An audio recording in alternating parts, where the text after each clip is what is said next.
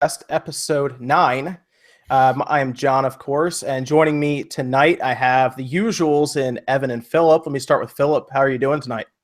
I'm doing awesome, doing great. That's I good am to hear. I know you exhausted. just jumped off that arms test punch. So Oh yeah, my arms are nice and loose, nice and sore yeah, already. I feel like I've been playing for like 2 days straight, even though we've really yeah, only had like 3 rounds, but been having a lot of fun with that. very nice, very nice. Let me jump over to Evan. How are you doing tonight, man? Doing pretty good.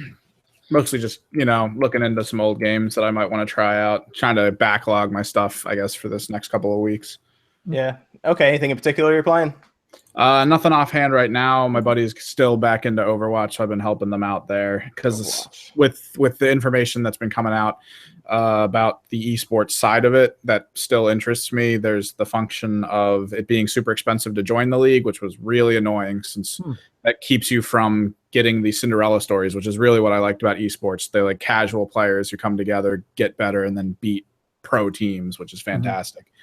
But they also announced, I guess, not that long ago that they're going to do like mini tournaments that will kind of filter those teams up, and then they'll be able to play in the big league without having to pay the extreme amount of money that they've been talking about. So yeah, it's a lot of money. It's like 20. Was it like 20 million or something like that? Or something like that. Yeah, you got to have real sponsors to get into that league. And then we're also joined by DreamcastGuy. How are you doing tonight? Fantastic. That's good to hear, man. That's good. I saw you're playing Friday the 13th, right? You did a full review on that? Yeah, man. Normally after you spend like 40 hours playing a game for a review, it's like, okay, I'm done with this. I'm going to move on to the next thing. But I'm addicted. I'm still full videos up, and I'm still just playing it every single day. I love it. Yeah, you have to move. I assume because you do. It looked like you said on Twitter you try to do like 12 videos a month, right?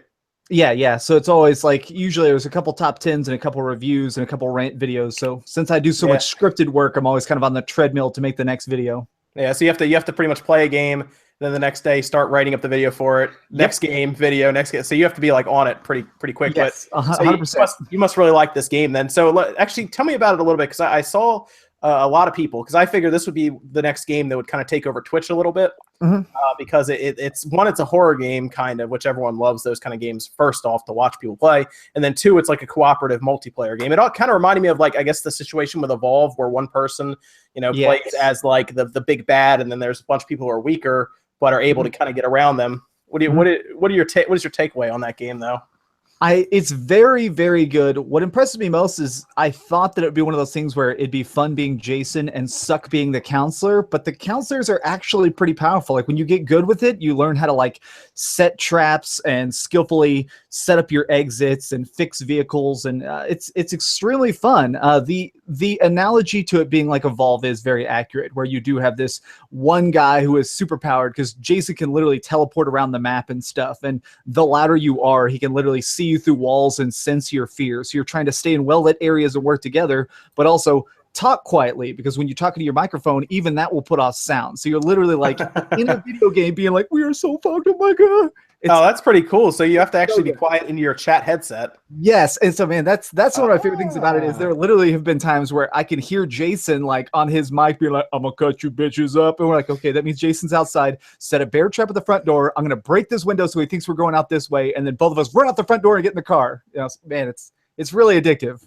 Oh, that's pretty cool. That actually sounds that's a really original idea. I mean, they're using obviously a property that most of us know where it's supposed to be a horror game, but that sounds like a really cool idea. It kind of reminds me, I don't know, if, a little bit when Evan and I were playing Killing Floor way back in the day. That sounds really fun. But let me jump over to Philip. What were you playing this week? I have a feeling you're doing mostly ARMS, but I don't know if there's anything else you're playing. Oh yeah, well just for the last 2 days it was ARMS, but before that it was Street Fighter. I got a chance to get Street Fighter a day early for the North American release, just because I downloaded it from the Japanese eShop. Oh, fancy. I made the super fancy. I made the early guys. Elite hacksaw. Yeah, right.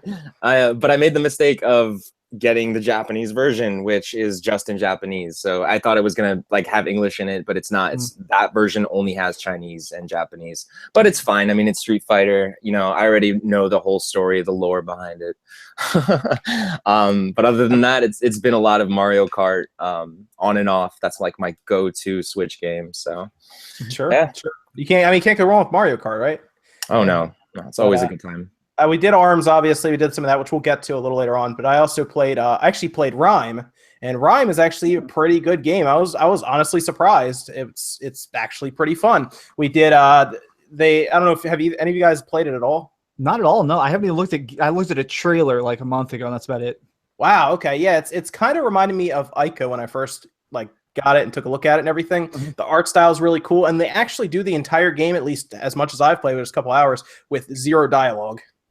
Wow. So they try to teach you how to play the game without actually telling you. There's no text on screen, no nothing. They basically just tell you go, and you just try to figure it out. But they have some cool mechanics with the environment to try to teach you how to do things, and it's pretty cool. And then the soundtrack in that game, you know how Philip, you probably they talked about the Switch version being $10 more, but having a code for the soundtrack in the physical version.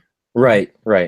That soundtrack is probably going to be worth the $10. I'm going to be honest with you. It is a very good sound. They had Lindsey Sterling do a lot of the soundtrack.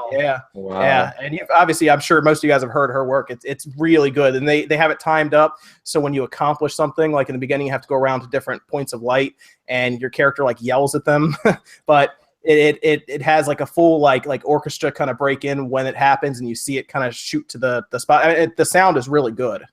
So I'm enjoying it right now, and it has a really cool puzzle feel. There's no fighting in the game. You don't kill a thing. Wow, and, it sounds a lot like Ico. It definitely does. Yeah. It is really neat. I'm enjoying it a lot. So it's been really fun. But that's going to come to the Switch eventually. They just don't know when. I picked it up on the PS4. I was tempted to get it on the PC. It was easier on the PS4 because I have my Elgato already hooked up to it. That was seriously the deciding factor. And I want to see if they do patch it eventually for pro support and try to get 60 frames out of it. So that was the big reason. But Evan, you said you were mostly just doing Overwatch, right? Just for now, yeah. And still working on some other things. A lot of drawing and painting and stuff, right? Well, not painting, I guess, inking. Well, yeah, similar, but specifically one color. Sure. All right, very good. Well, I guess we'll talk about a couple of the big things this week, and then we'll talk to the audience a little bit. But I guess we might as well get right into ARMS, since that's what everyone's pretty much been playing, right? ARMS Test Punch. Yeah. I guess we'll start with Philip, because you were almost jumping into it before we even got started, right? Yeah, I was playing literally 5 minutes before I jumped into this room here. So I've been having so much fun with it. It's a blast. I mean, I've been saying, I played it a couple months ago at the Switch event in San Francisco when they were touring with it. And it was fun there, but I only got a chance to really play one quick match, and I didn't get a chance to feel for the game very well, but I could understand the concept of it. And I had from that moment there, I could see its potential. And now having even more time with it and getting to experiment with motion controls and traditional controls and even handheld mode, which was my biggest question of how that would feel, I feel so much better, and I'm so much more excited about it. And when I'm not playing it, I'm like, man, I just want to play ARMS right now. I don't want to play anything else on my Switch. I just want to play more ARMS. So yeah, it's great. So here's my only problem with handheld mode, though. You have to go through the Wi-Fi connection, right? Unless you do a US. So you can still do LAN, but you'd have to go through USB-C to USB and then use a LAN adapter from USB to Ethernet. But then that kind of defeats the point of LAN. That was my only concern, because in your video, you had to go out to your garage.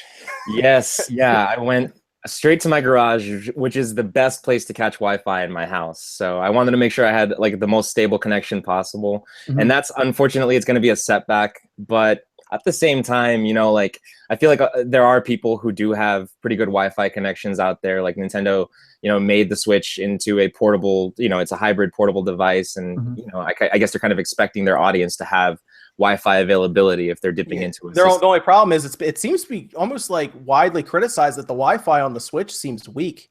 And I did this off camera. I haven't done a video about this at all, but I actually opened my Switch up and I attached 4 or 5 different antennas, one from a laptop, one from a PS4 antenna, actually. Mm-hmm. It's not the antenna.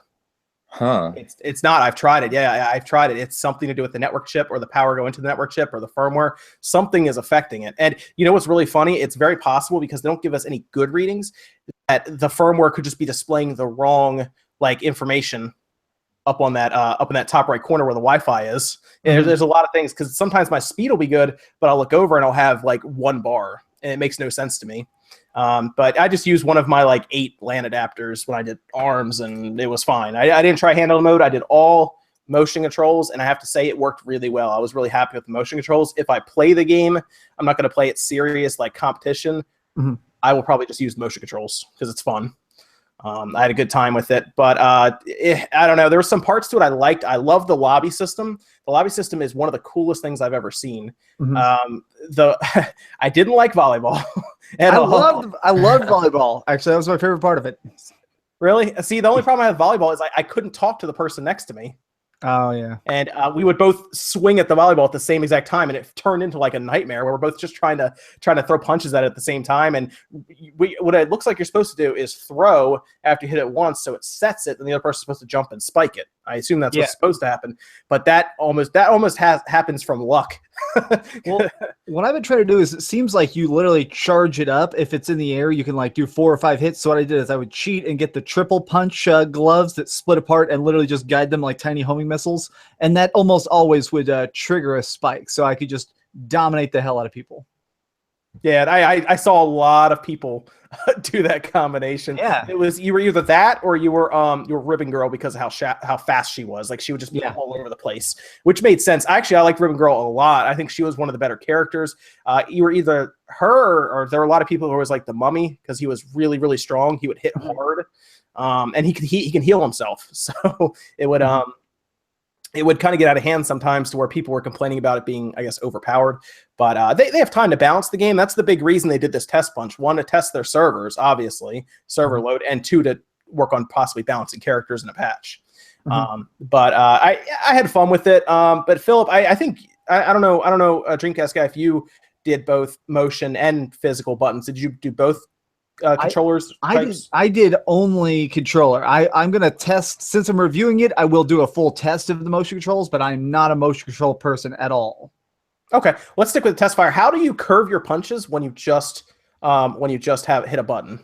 It's the right stick. Basically, your left stick controls your body, and then your right stick, after you press a punch, it controls them. So you can almost do it individually. If you space your punches out, you can actually curve them opposite directions. So I've even done like swooping scissor cut type punches. Okay. Yeah, because with the motion controls, you punch and then you can twist your hands like this, and it'll do whatever you want. So I actually kind of like that. I was tempted to maybe try on the next test punch, just go in just maybe handheld mode and seriously just wire it up through LAN, just to try the button combinations, just like button presses. But I was having too much fun with the motion controls. I have to say that is probably some of the most accurate I've seen with motion controls in a long time, because I'll say we've come a long way from actually twisting and punching from Wii Sports boxing, where we're like this the entire time. Although there are some special moves where I kind of go back to those days when you hit the specials and you just go like this. But that's a couple seconds here and there. But overall, I was happy with it. Did you guys all have good network connections with your ARMS experience? Extremely, yeah. I don't think I got disconnected at all, actually. One thing I did want to say though about the motion controls too is what I found out when I was playing, especially today too, is when I picture myself, like when you're picturing, if any of you guys have played Virtual in the arcade or any sort of like dual stick fighter, there's dual, like the way you control and move your characters is with those dual sticks. So if you really kind of like picture yourself holding like those Joy-Cons are planted into something and move around that way, it really kind of helps. I mean, at least that's like kind of a pro tip for me. Right, because you almost like lean sometimes like this, right? And then you'll go to punch and you won't realize why stuff is curving that way. Exactly. That happens to me all the time. Or like I'll be trying to move forward and I'm sort of going like this. Like, why won't he move forward? And all he's doing is throwing a grab. And I get frustrated and I'm like, motion controls suck, like it's just because I'm not getting it right. That's the thing about that game, man. You have to actually think about what you're doing. It's not like I said in how we do Wii boxing where we just go crazy. If you actually sit there and think about what you're doing and make sure you're straight and you're curving at the right time, it'll respond right. Like it was correct when I was actually like thinking about what I was doing. So I was really impressed with those motion controls, like overall, and the character selection was good. I played as everyone. I think my favorite characters, like I said, were Ribbon Girl and probably the Mummy, but that's only because he seems like the perfect character for beginners. But it was fun. I don't know, what were your guys' characters of choice? I like the ninja guy. I can't really say why, other than I just like his character model. I have that bad habit sometimes where I see someone like, I'm a ninja, he's a ninja, made in heaven match. But I played him from the start, and I probably put 4 or 5 hours total so far on the test fire and just on the normal modes, because I have the full version. And I like it. It's very interesting. He's very fast and fun. It does a lot of teleporting grabs I like. Yeah, the teleporting grab was cool, where you can kind of disappear and stuff. I like that. What about you, Philip? Who was your main, I guess you'd say? I thought it was gonna be Springman because I started out doing pretty well with him, but then I transitioned over to Ninjara, the ninja guy, and I don't know. I just like you, I really like the way he moves around, and I think he does move around a little bit quicker, and also when he jumps, it's sort of like he has blink. Yes, and that's, I think, very helpful too, and that's pretty unique. And I like that all the different characters, like Master Mummy and all that stuff, like how he can regenerate health when he blocks. You know, they all have their little like perks and unique touches to them that give it so much diversity. And like that's why I think ARMS is very, like, you know, there is depth there that people don't see from the outside of this wacky arcade fighter. So it's fun. It's fun. That's all it is. That's all there is to it, right? It's fun. So exactly. I had fun. I had fun with it. It was a good time. I think if I had to pick one, I was going with Ribbon Girl. She has the she could jump 4 times in the air. She just had a lot to her for dodging. So I kind of liked, I guess, that. Let me see. So I guess with ARMS, we need to talk about, I guess, the next big thing on the Switch that happened before we start talking about some other consoles. That's Monster Hunter.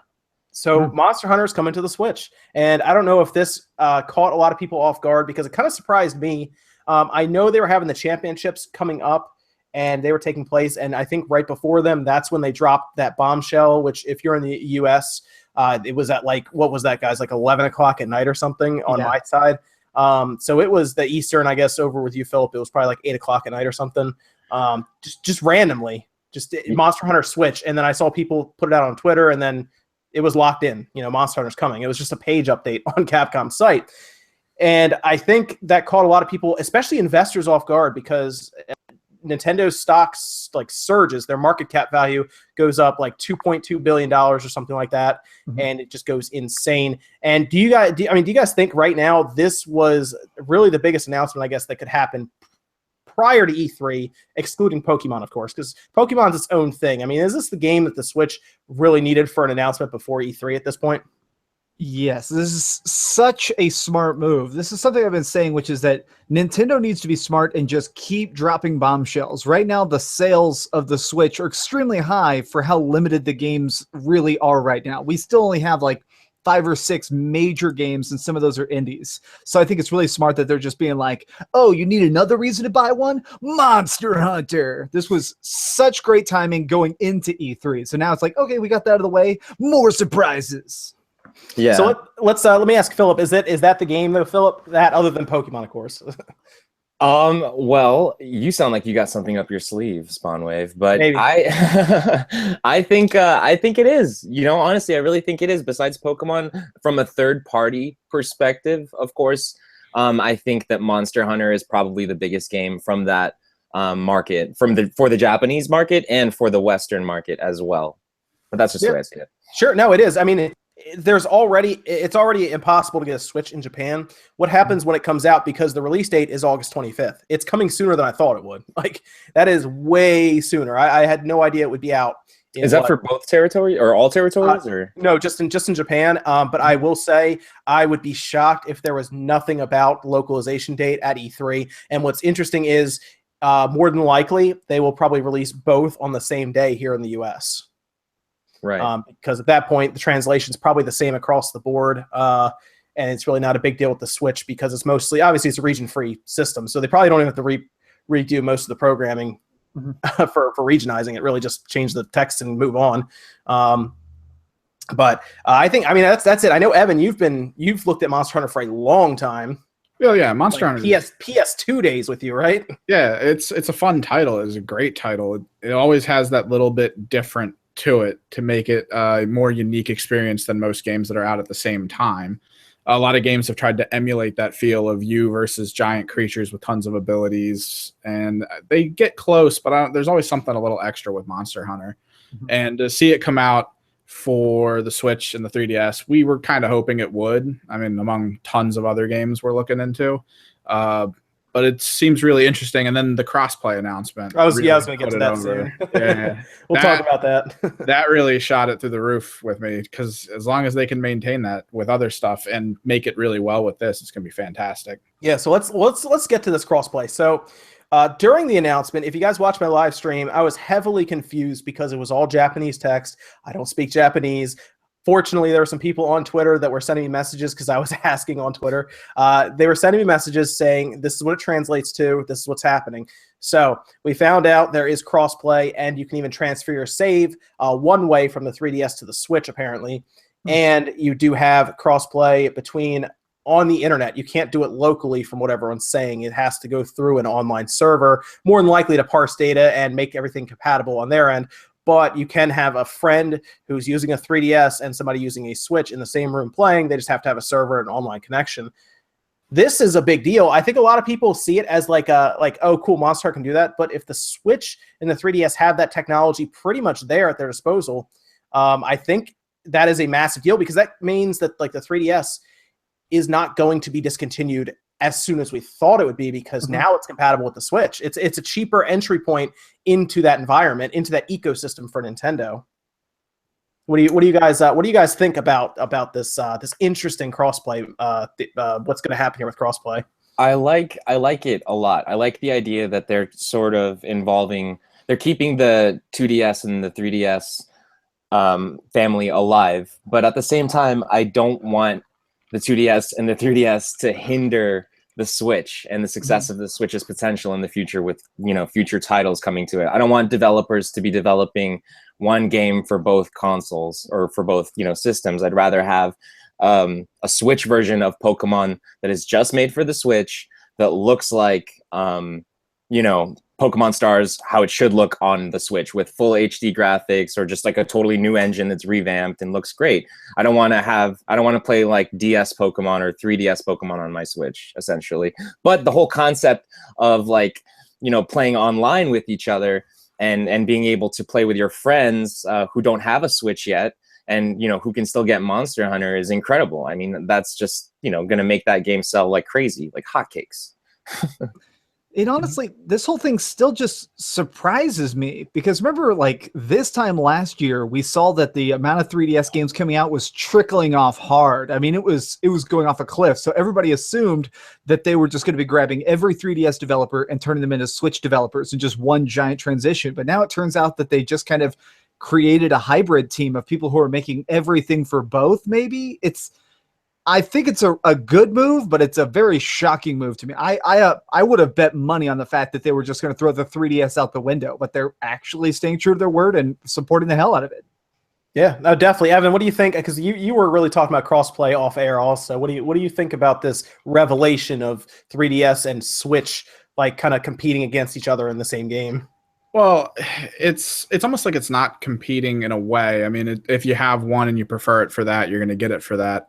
It's great for the community specifically, because now people who only really want to own the 3DS at this point can now play with the Switch players, and that increases the pool of people you'll be able to play with overall in the game, which is fantastic. I mean, there's really no downside to that. Probably, I think the big thing now for them is there's going to have to be a company that comes up with an engine. You remember back when, I think it was Crysis 2 came out, they showed the engine for it and how it could quickly change certain aspects of the game they were making to suit the other console's needs.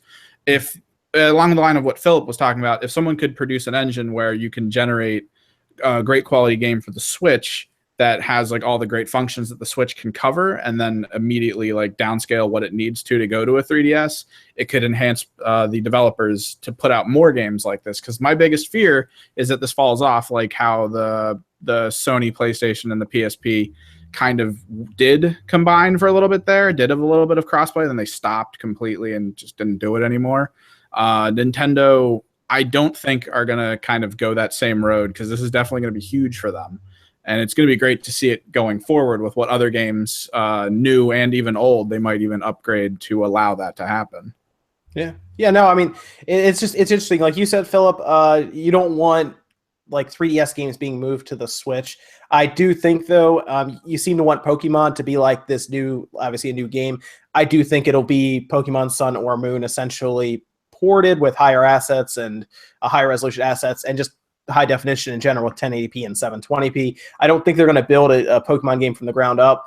And I guess really this just gives them the opportunity, like Evan said, to make the player base larger. I wouldn't be surprised if Dragon Quest 11 had some sort of crossplay going on. Not like a ton of crossplay, but maybe something there that they can do, because the idea with the 3DS and the PS4 version is they're essentially the same, because you can kind of use this weird password between the two to continue your game on either one. But maybe the Switch, because it can actually communicate with the 3DS, can do some interesting things as well. I think it's just to let them maybe not drop the 3DS off a cliff right away, but to kind of gradually let it kind of fade out, without it being like super dramatic where it's just like a complete drop off. Game Boy Color style, basically. Yeah. So, I don't think there's really no downside other than what Philip is saying, where maybe developers get a little lazy, realize they can just move the 3DS game over to the Switch, and that's it. I would hope that's not the case, but I also think Monster Hunter Double Cross was not rushed, but it was definitely like, hey, we can port this. It's ARM processors across the board pretty much. We can just port this thing over and it'll work really well. So let's just do that, because people want it on the Switch. A lot of people wanted Monster Hunter in high definition because it's been stuck to 240p for a long time now. The 3DS screens are not good. I wish they would upgrade them, but I don't think they can. And you know what? It's better than not having it, right? It's either you have it or you don't have it. So. That's true. I'm happy that we do have it. I'm a little sad, and I think a lot of us were kind of shocked when we saw how it looked, because I said it was going to be a port. I was like, it's going to be a port, and some people gave me some grief for that, and it's a port. I think the crossplay also pretty much ensures that Pokemon Stars probably is real, because that is probably the number one thing they want to use it for, is Pokemon in some way. So I'm shocked, honestly, at this point that it has not been announced yet, because Pokemon always gets announced May before E3, like the month before E3, and then they show gameplay footage at E3.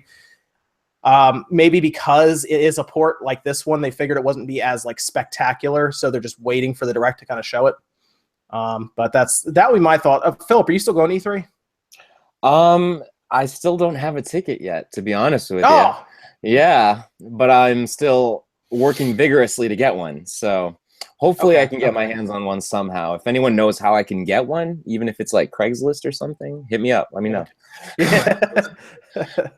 Yeah, we'll have to get you to E3 somehow. You get some B-roll footage.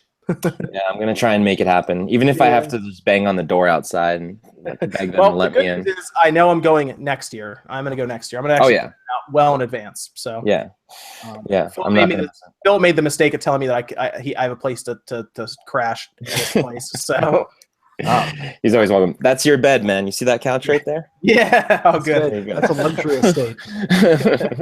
But I guess that's everything for Monster Hunter. It looks good. It's going to sell a lot, and the Switch is going to be even harder to find. So not surprising there. Oh, there was a rumor actually real quick going around, and this is where things get a little interesting.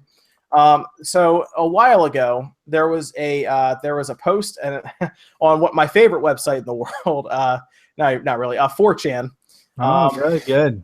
And okay, so a leak. Did any of you guys see this whole Monster Hunter leak that happened on 4chan? No. Okay, so this is a while ago. They leaked information about Double Cross. They leaked information about the Switch getting Double Cross, and it all was correct. All of it, like every single bit, even down to like when the supposed range of release dates would be, it was dead center. And part of this is that at E3, a Monster Hunter game on the PS4 will also be announced.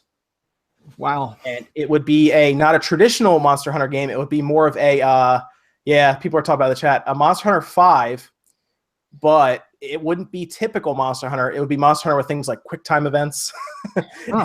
More actiony stuff like that. It wouldn't be your typical tons of gathering, creation, things like that. It would be more along the lines more of like a reskinned God of War, basically. Kind of. It's going to be much more instant gratification, for example.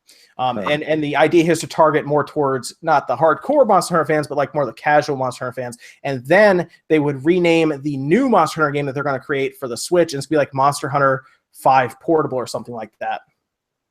That is the rumor right now.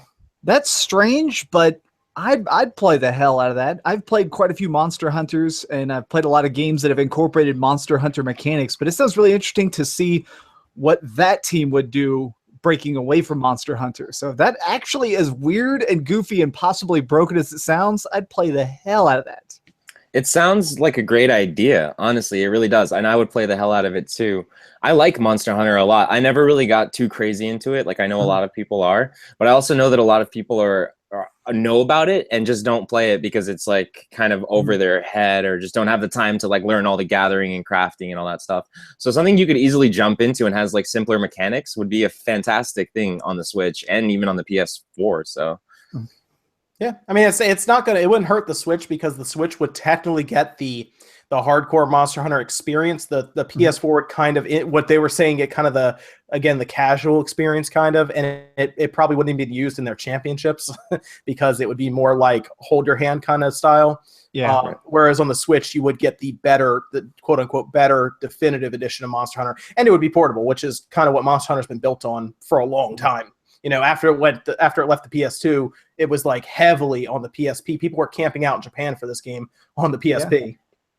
So it would still have the definitive version, and I don't see any reason why they shouldn't do that because it'll just make Capcom more money. From a business standpoint, it makes sense if you can make everybody happy. You know, I mean, the PS4 would love to have a Monster Hunter game in America.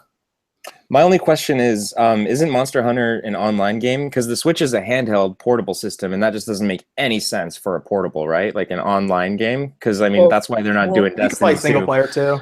Yeah, it rebalances itself for single player. Yeah, you can play all single player. I'm just kidding. Yeah, it was a bad Destiny 2 joke. Oh yeah. Okay. Yeah, that's Destiny 2. Really, really bad, apparently. Destiny 2. No. Oh man, Destiny 2. Let's you know what? While we're talking about single player, let's talk about Final Fantasy VII and Kingdom Hearts. So if you guys missed this one, there was basically they had like a financial briefing, if I remember correctly. I actually was reading about this one and kind of trying to read it through tears.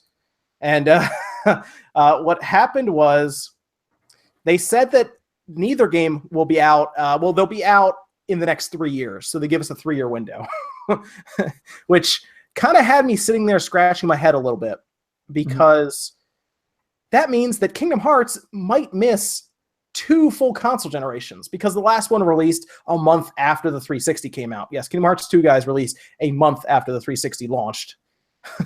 And I mean, where do we go from here now? Because a lot of people were saying that there were some perfectionists with Kingdom Hearts 3. They kept redoing stuff. And at this point, the word has gotten out from Kingdom Hearts 3 that seriously like 2 or 3 worlds are done out of a possible 8. Wow. So again, that's a rumor that has leaked out of the studio. So again, I don't really know what to even say about Kingdom Hearts at this point. I mean, do we even ever see it? Do we ever see this game, or does it eventually become Half-Life 3? I don't think, and I've been banging this drum forever, and it always pisses people off. I'm not sure Kingdom Hearts 3 will ever come out, and if it does come out, I think it's just going to be either episodic. I think that they're going to come to a point where they literally have spent so many hundreds of millions of dollars on development, they're just going to have to put something on a disc. But whatever the heck's going on with Kingdom Hearts 3, clearly it's taking a lot longer and costing a lot more than anybody in that company could possibly be happy with. It costs money to keep these things in development. Oh, yeah. Yeah, a lot of money. The big problem you run into also is the longer it sits in development, the bigger the hype is going to be and the bigger the expectations to meet will be. And it'll never reach that height. I don't care how good the game is. People are going to look at it as this took 10 years to get out. This better be 12, 13 years even. This better be a 13-year. This better be a game that's worth those 13 years. Final Fantasy 15 was heavily judged for being 10 years old when it came out. Well, how badly is Kingdom Hearts going to be judged when it comes out? It's tough, But what do you, Philip? What are you thinking here with Kingdom Hearts 3, man? I don't know, man. Like I've been looking forward to it too a lot. I've been a huge Kingdom Hearts fan ever since the first one. I kind of got split away from the series once they broke into fractions and decimals and stuff. Yeah, that's their big problem. But 1 and 2 were big games for me and part of my gaming life and stuff. So I don't know. I think that it better be good. It better be good. I don't think it's going to go the route of like, being 10 years in development or whatever, like Final Fantasy 15 was. But I do think that they don't want to mess it up. They don't want to release a broken game. And I'd rather them take their time with it and release something good than release something broken, And I'd also rather have a game with 8 worlds than 5 worlds or 4 worlds or something. Yeah. So at this point, I'm still patient enough. I still like Kingdom Hearts enough and respect it enough to wait for a good game rather than a rushed game. These guys are master game developers. They know what they're doing over there, and I trust them. So I'm willing to wait for a great game. Yeah. And, okay. Let's not forget the fact that there's probably going to be a Star Wars world and a Marvel world. So if you ever wanted to see Mickey fight Iron Man, just be patient. That would be interesting. I would be okay with that just to see. I would love to be like have like a Keyblade and then fight Darth Maul as yes, yes. That would be amazing. Evan, what you actually played Kingdom Hearts 2 on your late great PS2, right, Evan? Only a little bit. I know it's a huge niche game for lots of people, but like it never really struck me as a game that I really enjoyed playing that much. And at this point, watching people wait for Kingdom Hearts 3 is my favorite spectator sport that's going on right now. Because, these conversations just keep happening everywhere. So it's like they're going to keep happening until we see anything. If we don't see one bit of gameplay, one mention at E3, what happens then? How much do people freak out? People are going to be setting the internet on fire. People are literally going to be getting on planes to fly to Japan to punch a director in the face. You're right. They will pay the money for that. You know what? They'll just let them come on American Airlines plane and they'll take care of it for them. It's true. It's true. It's like I tipped the security guard. You're not making it there. When was the last time we saw Kingdom Hearts? Gosh, was that that was E3? It wasn't last year. It was the year before, wasn't it? I thought we saw. I thought we saw another like 8 seconds of it at 8 seconds. I thought that they just like brought out a DVD copy and they went, and then they put it away. But I thought we saw something at PSX. Yeah, a lot of people in the chat are saying 2014. That was when they had like those like hundreds and hundreds of Heartless on screen at once. Remember like that? And he was running away and trying to fight them all. Yeah, what were you saying, Philip? Go ahead. No, yeah, I think we're due for another showing. I think it's about time. I think a lot of people would be really pissed if they didn't show it. That would be crazy. It's Kingdom Hearts. We need to see it. It's been too long. So let's talk about the other game that's people are really concerned will take forever to get out, and that's Final Fantasy VII Remake. Now, this is part of a video I did. They are hiring people now to work on parts of the game.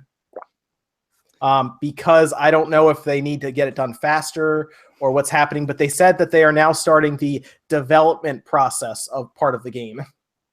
I don't know how clear that is to anybody. To me, that sounds like because it's episodic, maybe they've almost finished the first chapter and they're looking to work on the second chapter. But the thing about this game is I would hope it would be out either late this year or early next year because it's episodic, which means that they can take a month between each episode to get it out, maybe even longer. Yeah, they can even take way longer than that. Yeah, they can take months between each episode.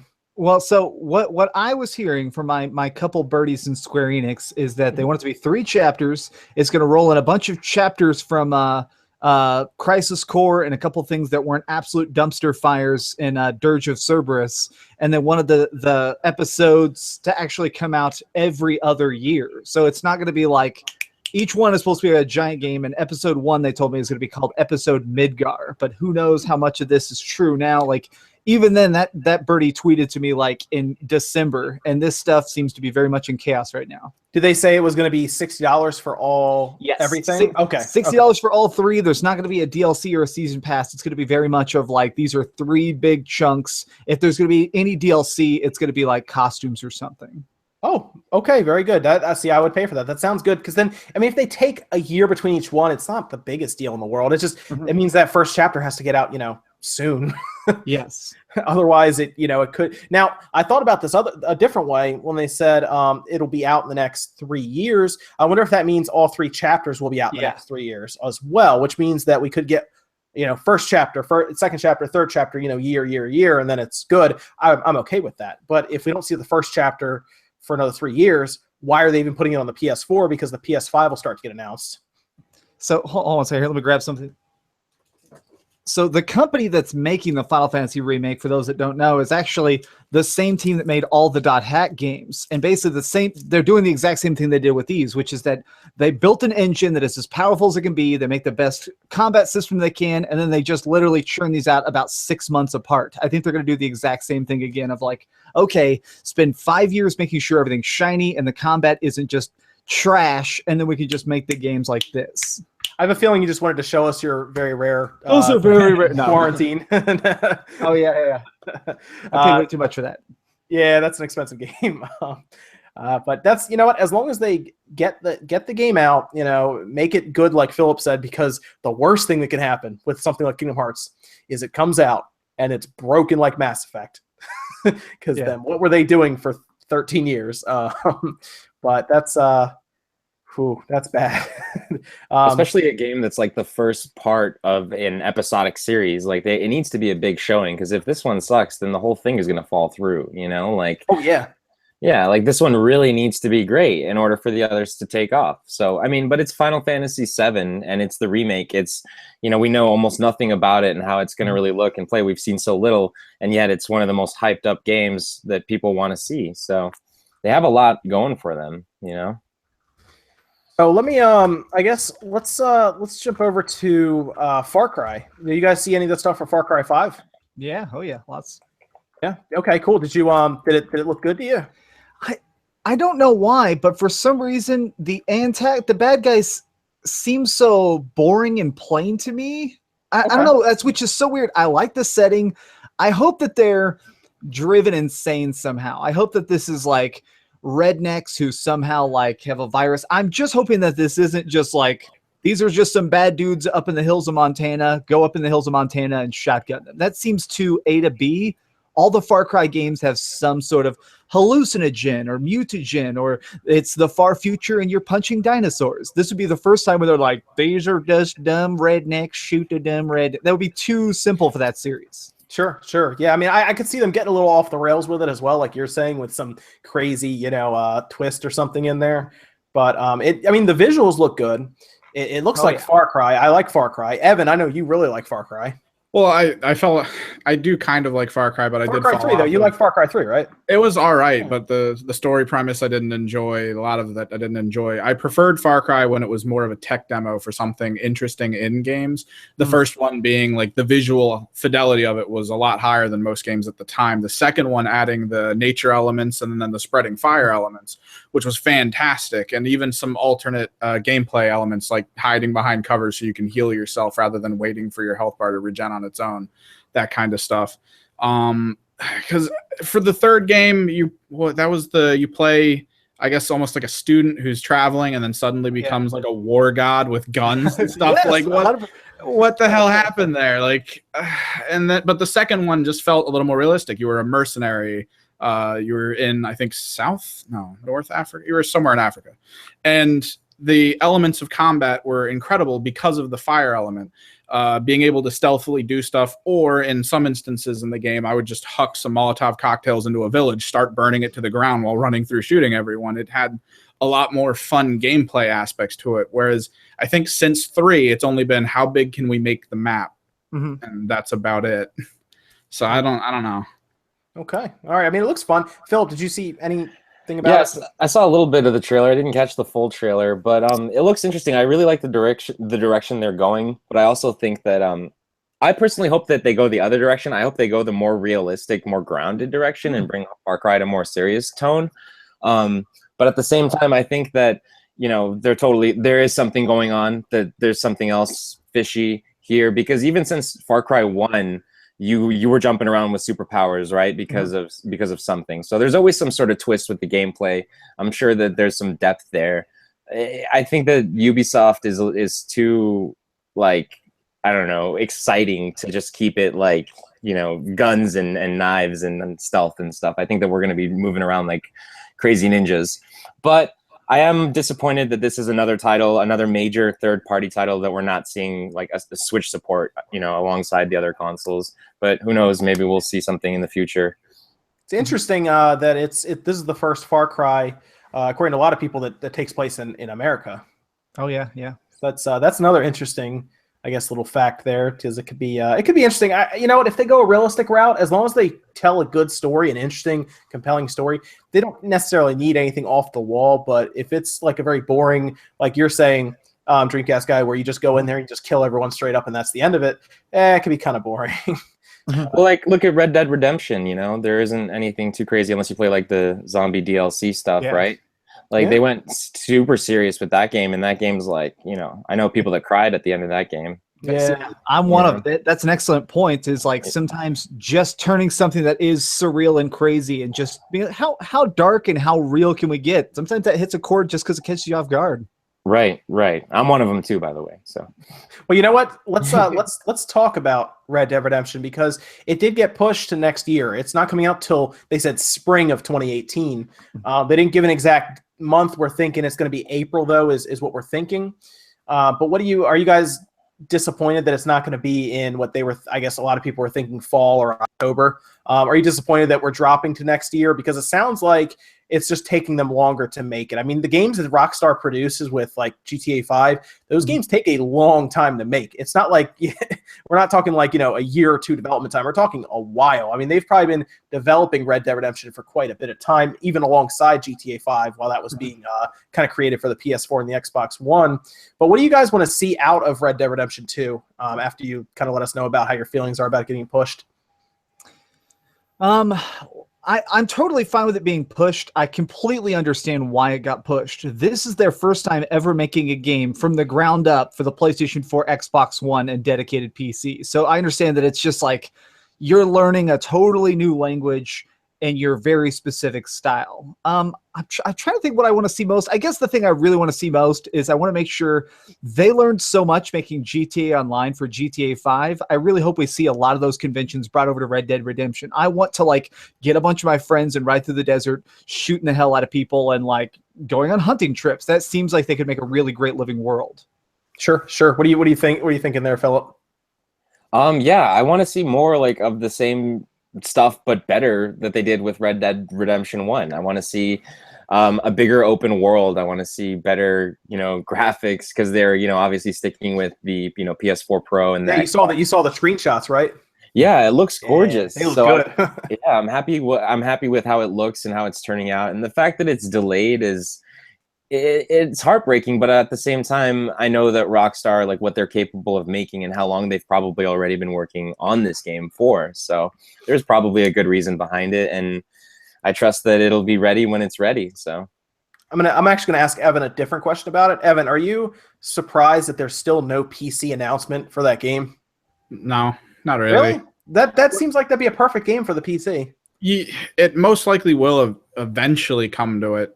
But with Rockstar, as a company, they always feel like they're focusing heavily on console instead before they even decide to put it out on PC. And it usually takes a little while if they're going to do it at all. So, I mean, the moment, like with any company, I always have like the sort of files in my own head of when they announce something, what am I expecting from it? You told me that game was coming out, or I saw it somewhere, and immediately it went into the file of will be pushed back, will probably come to PC maybe a year later. Like that's where it just went, and that's what I'm expecting out of it. And it's nothing surprising at this point. Okay. Yeah, I mean, I'm surprised it's not even talked about at all. They didn't even put a little PC symbol down there and saying, coming soon with everything else. It's weird that Red Dead Redemption 1 has yet to show up on the PC. It's very weird.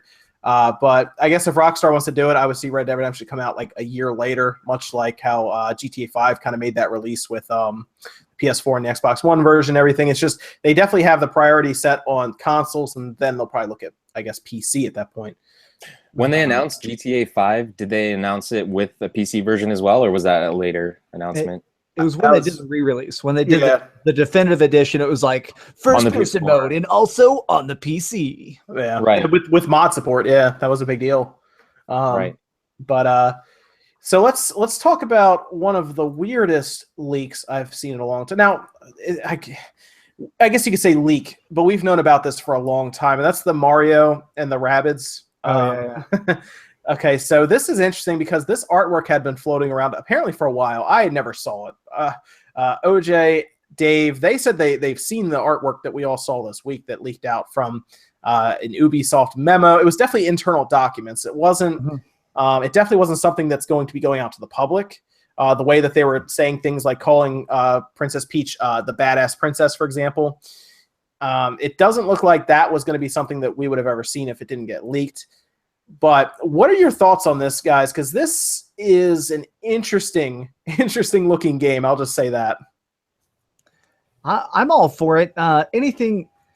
It's just interesting. It just looks so different. I guess that's what I really like is anytime I see Mario after 35 years, practically, or 30 years, after 30 years, suddenly it's like, and now he's got a hand cannon. It's like, sure, yeah, let's see him shoot something. Yeah. So he's got a Mega Buster. Yeah, I'm cautiously optimistic. I'm very open-minded to it, but I'm not going to make a full guarantee until I see some extended gameplay. Sure. Yeah. What do you think, Philip? Yeah, that's my thing too. I'm waiting to see actual gameplay. I think just from an outside perspective, I've never been a big fan of the Rabbids. They've always kind of annoyed me a little bit, but I'm still open to the fact that Nintendo is trusting Ubisoft, who I like Ubisoft, with one of their, or actually their most important franchise, which is Mario, to make essentially an RPG, right? Which everyone loves Mario RPGs. So this is going to be the next one. And, I want to see how it plays and I want to see what the combat is like. I know that from the leaked stuff that we've seen, it all looks really kind of interesting. Like we saw like that characters are going to be very unique and there's going to be like multiple worlds and stuff like that. But I'm staying optimistic with it. I just want to see more of it before I kind of make any final judgments. Evan, did you see any of this leak where they had Mario with like a hand cannon? Didn't get to see the hand cannon stuff yet. I occasionally look into it because it is always interesting to see that alternative Mario game. I mean, I can only keep myself interested so much in let's run from the left to the right and hit boxes occasionally. I mean, it's a fun thing for speed running. Let me describe some of the stuff here. So, for example, the game is technically defined as a strategy RPG, almost like a tactics-based game is the way they were describing it. You don't control the characters directly. You control them indirectly with what they kind of describe as like a different entity, a spinning disc or something that you kind of wander around with, and they follow it, or we're not really sure how you control them with that. But when I first had it described to me, it almost sounded like it was like a Final Fantasy Tactics, but you could walk around kind of thing. It seems weird, doesn't it, for Mario to really be in that kind of situation? Although I will say some weird games with Mario included things like Paper Mario and Super Mario RPG on the Super Nintendo. When those were first shown, people made fun of them heavily because they looked weird, but they turned out to be really good. Well, yeah, with a game like this, though, if the mechanic that they're building for it, I feel like they almost knew what they wanted a game to be with the mechanics beforehand.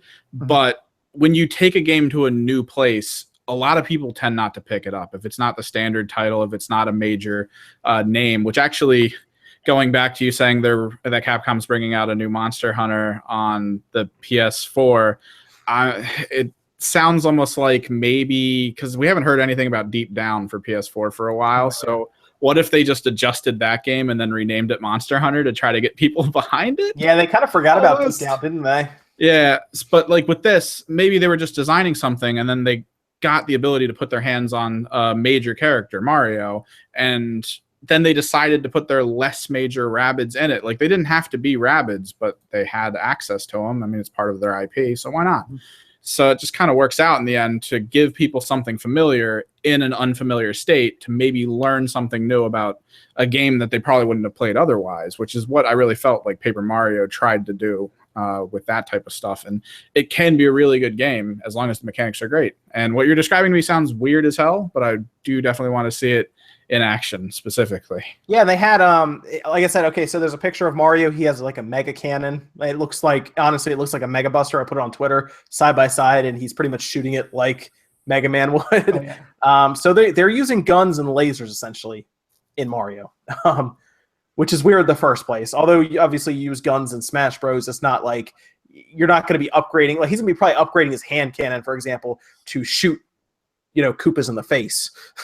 I think it's funny that they finally give Mario a gun, but you can't really shoot it. Like it's an RPG. Yeah, it's an RPG. You don't pull a trigger to kill a Koopa. No triggers in Mario. Yeah. Like you're not taking a Koopa's life with a trigger on like the and then they have to, then I assume Bowser has to call that Koopa's like wife and be like, Mario, like, took them out. We lost another one. I'm sorry. Headshot. That is an interesting point that you make there, Philip, with you basically indirectly murdering them with Mario. That's a good point. I didn't even think about that. Yeah. I just think that there's something to that, definitely. So I don't know. I'll be happy if we see Gino. Gino will make me. Oh man, you think we'll see Gino? Yeah, it's got to be. I mean, they're Ubisoft knows how to do fan service, So we'll definitely, I think, see some likenings from Mario RPG and the classics. So. Yeah, maybe like Easter eggs or something. Maybe Gino is like a doll in or maybe they just have like the Super Mario RPG characters as like a doll in his house or something in the beginning. Yeah, just something small. Doesn't have to be big. Doesn't it even say on one of the leaks that there's going to be like secrets and Easter eggs or something? Mm-hmm. Yeah. Okay. The leaks are hilarious. So I'll just read this to you. They have like a timeline, right? Where it's like step 1, surprise everyone at E3 or something like that. Which obviously did not work out. And then there's like step 2, get everyone on board, and then step 3, explosive launch. And this is, I guess, what they're sending around to. It's a very weird memo for them to be sending back and forth. It almost seems like, how we see those Glassdoor reviews coming out now about how they're being almost like a fraternity type like mentality at these places. I'm sorry, the way I read those memos, it seemed like that's what was happening. Like they were typing this up while they were like high-fiving, and stuff. Bro, what if you give Mario a gun, but not only a gun, Mega Man's gun, bro? Like it just felt that way. Like when I was reading it, like I feel like I could read it just like that. So. It's like Bill and Ted made a PowerPoint for this game. Yeah, dude, I'm telling you, it's like, man, radical, bro. So I don't know, man. It was interesting. I mean, it's gonna be different. So I'm okay with this, but I don't know. It feels weird. It feels like Nintendo is like, okay, here are the characters, but please don't make it suck. Like I don't think Nintendo has a lot to do with this, or at least not as much as I'd like them to. But it's definitely different. So let's we talk about this a lot on here, and I promise you guys I don't hate Microsoft or anything. I don't know what they're doing. But let me. I'm curious, Dreamcast guy, on your opinion on Microsoft heading into E3 right now. Right now, optimistic. I'm very open-minded. So I feel like Microsoft is trying so hard to make the right moves. They're trying to give away better games. They're trying to make Xbox Live more user-friendly. They're trying to bring over backwards compatible games like crazy, even though realistically they're losing money on each one of those they buy the rights to. Like, they're doing everything they can to try and make people happy, to try and keep pushing the envelope, but it's still not catching on. So at this point, I'm very curious. They're either going to have to drop a bombshell at E3 or it's just looking grim. Yeah, it's very worrying. They're big. One of their big, I guess, games they were at least talking about was Phantom Dust, right? I mean, they kind of talked about it here and there. They're like, oh, we canceled it. Don't worry, we brought it back. It's going to be great. And then they released it as a free game with microtransactions before E3. So that's like off the table. And we have Sea of Thieves, which actually looks really good. And I've talked about this before. They're in this weird place where they're putting stuff on the computer as well. Everything's going to the computer. And I don't know why I would buy an Xbox the more I see this happen. But what could they announce? What do you think they would announce, Dreamcast guy, to really take over E3 next to Scorpio, of course, because they have a new console at the show, which these rumors keep flying around that Sony is also coming there with a new piece of hardware. I think it's PS4 Pro Slim, but that's besides the point. What do you think Microsoft would show up there with? If I had to take a shot in the dark, I would have said Halo 6, but they confirmed just recently that it will not be Halo 6. I think, though, that we're going to get some sort of massive shooter. I think that they're either going to bring out a new shooter or they're going to find some way to have something of Call of Duty's scale but exclusive. I know that the only way they can survive, and with how silent they've been, I think that they're going to have to come out and have something as good as Bloodborne or something as like hype filled as Gears of War. If they don't hit it hot and hit the ground running, it's going to be bad. So I think it's going to be that, or it's going to be nothing. Yeah, I was trying to figure out what they could do. They own Rare. Could they do a shooter along the lines of Perfect Dark? I would hope so. I guess they have the rights, but that's also it's so hard to rebrand something like that. So many people are going to picture it as either the really bad Perfect Dark Zero or the really good Nintendo 64 game from 20 years ago. It's going to be really hard to like bring that out and promise, look guys, this isn't a fresh coat of paint. This is a brand new epic 11-hour adventure that you're going to be paying full price for. It's going to be hard. Hopefully it's something crazy like a sequel to Dragon's Dogma or something like big, known, and exclusive. You could get away with Dragon's Dogma. There's word going around right now that Dragon Age is getting a new game soon. So there's word on that too. Maybe they somehow throw enough money at them to get it as an exclusive game. It's hard to say though, because Sony is pulling exclusive after exclusive. Nintendo just keeps announcing games for their console before E3 even. I mean, when E3 hits and maybe they announce another 4 or 5 good exclusives, including a Pokemon. I don't know what the Xbox One does. Last week, oh gosh. Guys, I'm going to tell you this now. Media Create came out with their sales. The Wii U outsold the Xbox One. Wow, that's scary. So, and they don't make the Wii U anymore, to my knowledge. It's discontinued. I think stores are just selling through what they have. Right? I don't think the Wii U is being made anymore and produced. On the top of exclusives, I feel like Microsoft has really backed themselves in a corner after basically buying temporary exclusive rights to Tomb Raider. Because let's not forget, Tomb Raider sold really bad. They put a lot of eggs in that basket and it did not pan out. And then when they ended up re-releasing it later on PlayStation 4, it again did not sell as much as they wanted because they just didn't have that explosive hype out of the gate. So now I know a lot of companies are looking at Microsoft as the place you go to die. Even if they buy exclusive rights, you're going to lose money. So I know a lot of people now are very gun shy.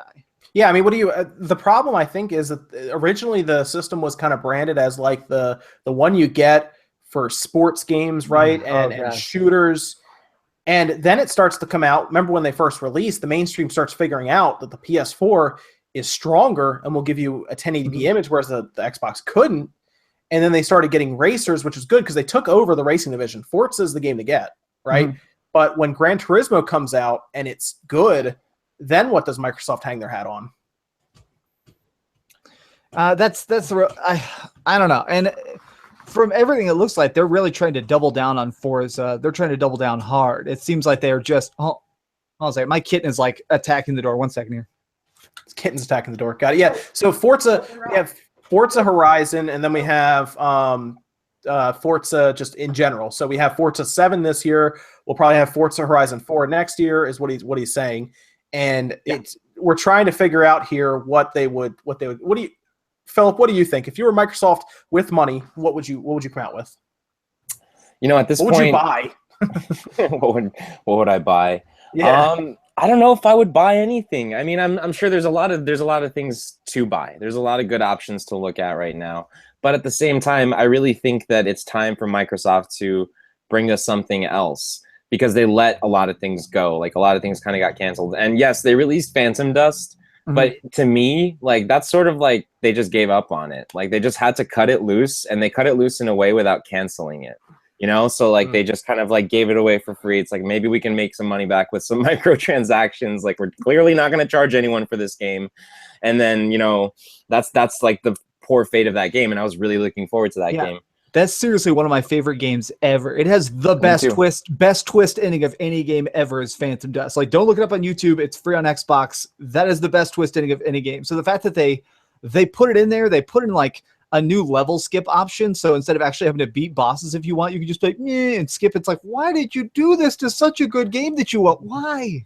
Right. It's a very underrated game. I loved Phantom Dust, especially like the online stuff too. Yeah. But I think that Microsoft, they have stuff that they haven't told us about. I think that there is another IP that they're working on, and I really hope that they do announce it this E3. I don't have any source information. This is just pure speculation from what I've heard, but I really do think that a new IP is coming in. What keeps spinning through my head is Phil Spencer's quote about service-based games and how he really sees that as the future. So I could see Microsoft coming out with a game that is perhaps like a competitor to something like Destiny, for instance, like their own version of that.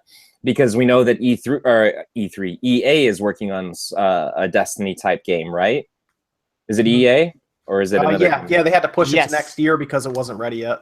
Right. So we see the big dogs are kind of getting there's a pattern here. Like we see this future, this new genre booming up. And I remember when Destiny was announced, I sort of like, I fell in love with it right away, and I wanted more games like that. So I feel like we're finally going to see that, and it's obviously working. So maybe they'll make another one, and maybe we'll have a Microsoft service-based game that will take off. Let me ask Evan, what can Microsoft do, Evan?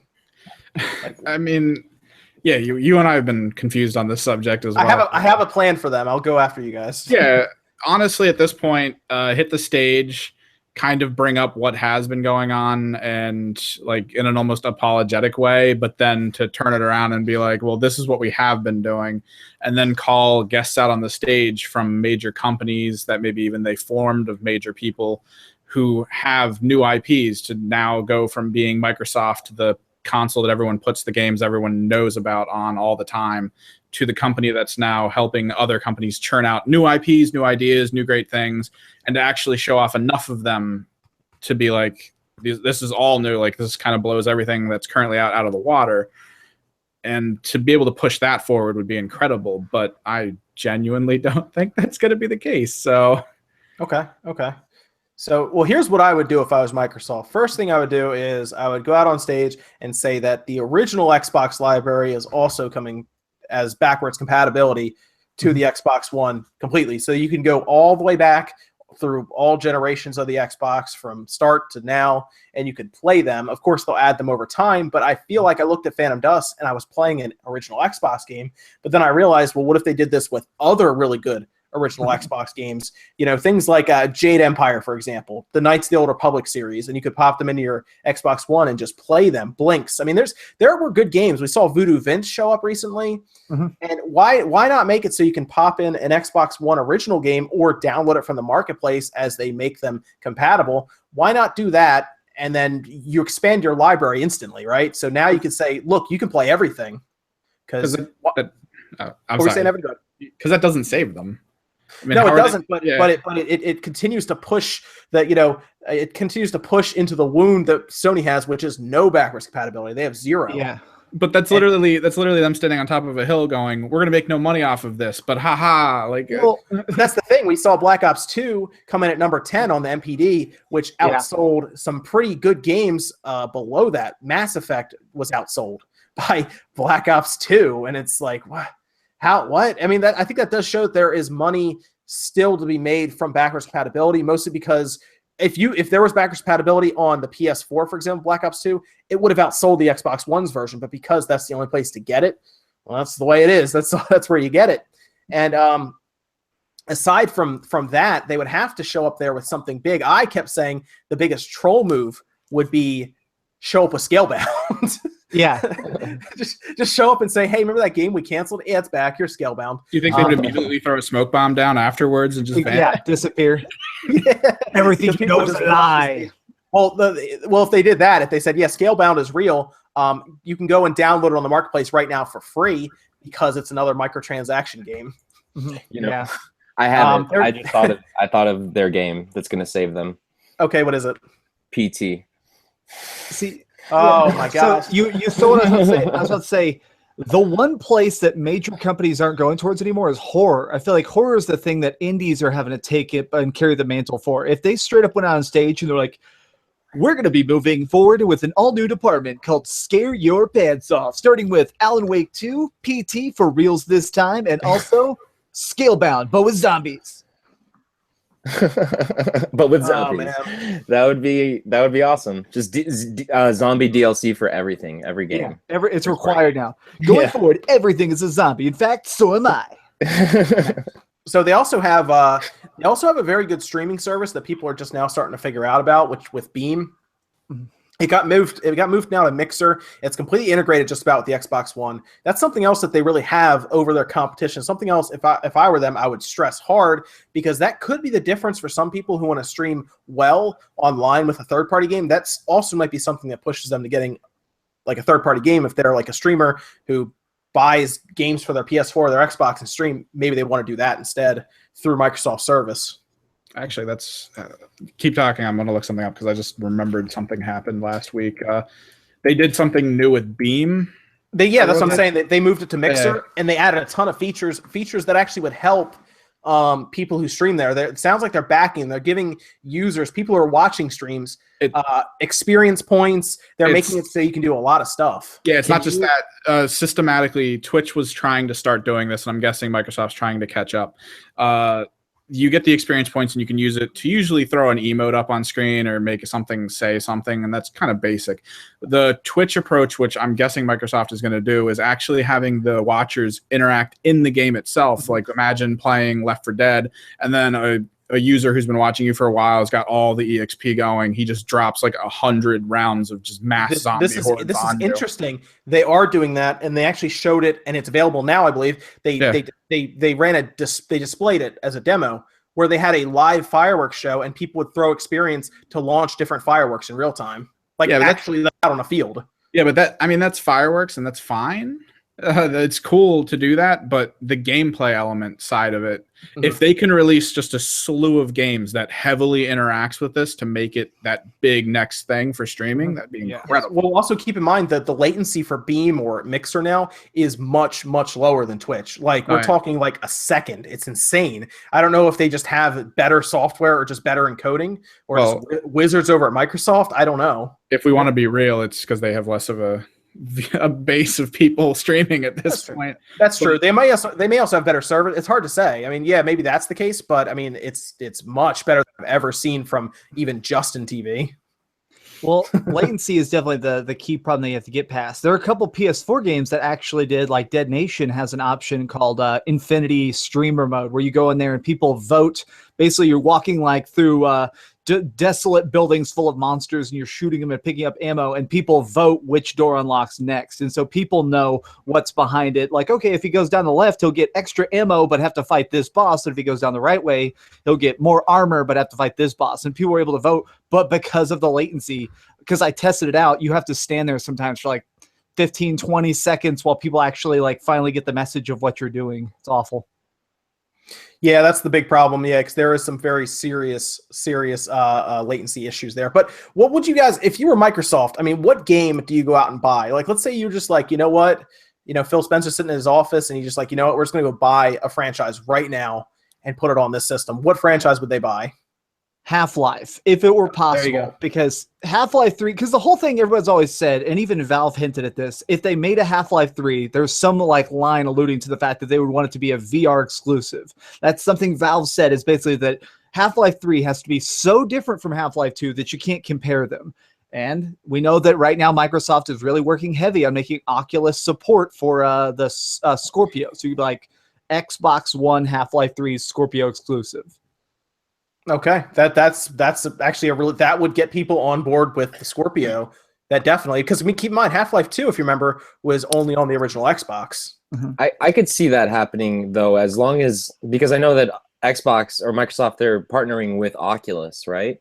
So like, I could see that happening with maybe Half-Life 3 showing up on the Oculus store and exclusively for Xbox Scorpio with, you know, an Oculus headset plugged into it or whatever iteration it gets. Sure.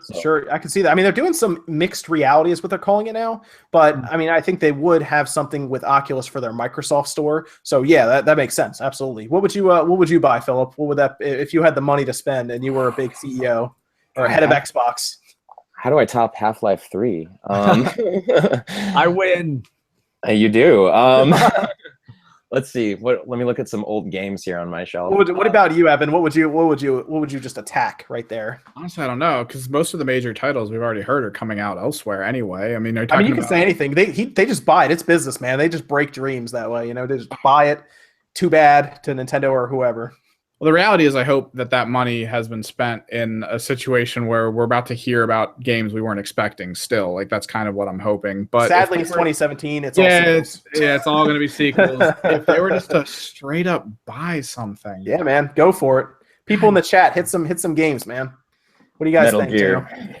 That's good too. Metal Gear, sure. That's my answer. Metal Gear. Yeah. Because it's a problem. Like whatever Kojima's coming up with next, I'd like to, but that's heavy on Sony's side, isn't it, right now? So like, Death Stranding is only because Sony puts the money in. They'll get these new IPs. Yeah. So that's the exciting one for me, and they already have it. So like, what the hell else could they do?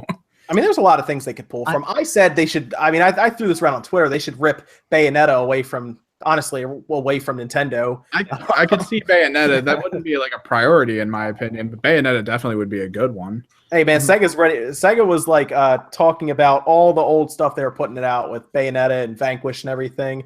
And Platinum Games, yes, I'm sure they were kind of they were a little salty about Scalebound getting canceled, but it's business. How big is the check they're going to write? Yeah, I'm seeing some Hitman in chat, which. I mean, Hitman has their own problems. They are definitely, it's definitely for sale, obviously. Yeah, definitely. And Microsoft could kind of slowly scoot in there and say Season 2 only on Xbox and Microsoft Windows. Screw the episodic. Buy Hitman, then get a good development company on it. Maybe. Well, the problem is they already promised 3 seasons, so they could just not do it. If they just don't do it, then that's fine. I guess. Well, they can still do the seasons, but why not just buy the rights to the title? And as we were talking about with the service stuff, what if they were able to manage some form of mass scale Hitman, almost MMO type thing? Dude, the people in the chat came up with some good ones. They did. Yeah, I was reading it. Oh my gosh. There's your Lost Odyssey too. Devil May Cry. How did none of us say Devil May Cry? Oh my gosh. Lost Odyssey 2. They want the Japanese market. There you go. I would love if they walked out and they're like, we're undoing the reboot. Instead, we're going to Devil May Cry 5. We're just going to ignore DMC. We're moving forward. They could. There's a lot of stuff they could really do, but they would just need to make the contract. I mean, contracts need to work. Yeah, Phantasy Star. Yeah. Hell yes. Bring Phantasy Star over. Go talk to Sega and be like, look, we'll make this happen. Bring it over. That way we can sell more than 100 Xboxes a week in Japan. Yeah. They sold like 100 last week, and the Wii U sold like 110. How about this? Because now that it just popped up, imagine the next Mega Man RPG, Xbox One. That'd be cool. Bring back Battle Network. Oh man, Legends, man, Legends 3. Oh yes. I mean, Legends 3 was really heavily into development. It's crazy. We saw the demo build. It was going to be on 3DS. Yeah, I talked about it in like I said, one of the videos too. I talked exactly about that. Like bring. I can't believe that. Man. Why can't they just give us another Fable game? Like a proper Fable game. Like reboot that series. I know Lionhead doesn't exist. They lit that studio on fire. I know Lionhead doesn't exist. But they don't need, Lionhead. But why does it have to be Fable? Why can't they just they put a random name generator on and just go, this is now our RPG, and it's pops up as some weird, interesting name, but then it's just got its mechanics, its graphics, and they just show a couple things off that blow people away. So, like, why can't they just do that instead? It's interesting. They've lost a lot. They've lost they've certainly lost a lot of their marketing deals because we see Destiny 2 being a Sony marketing deal where they are going to get some kind of exclusive content. Call of Duty, same thing. And that used to be Microsoft.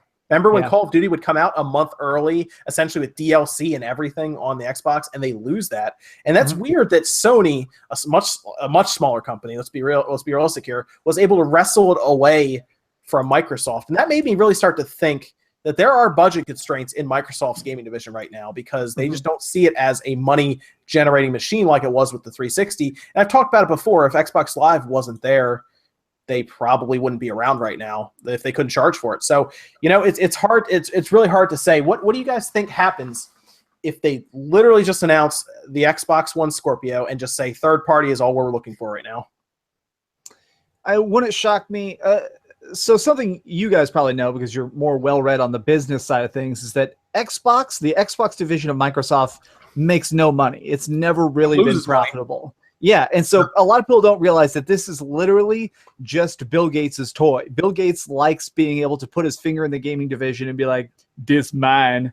But once it starts bleeding money, like, then I think they're just going to bounce. So I think if it comes to a point where they just, if they come out with a Halo 6, theoretically 2018, and it just bombs, I think that they're just going to be like, okay, developing on our console is now free. It's just basically an open source console. Everybody can just hack it, do whatever you want, put out games, sell them through our storefront. We're done.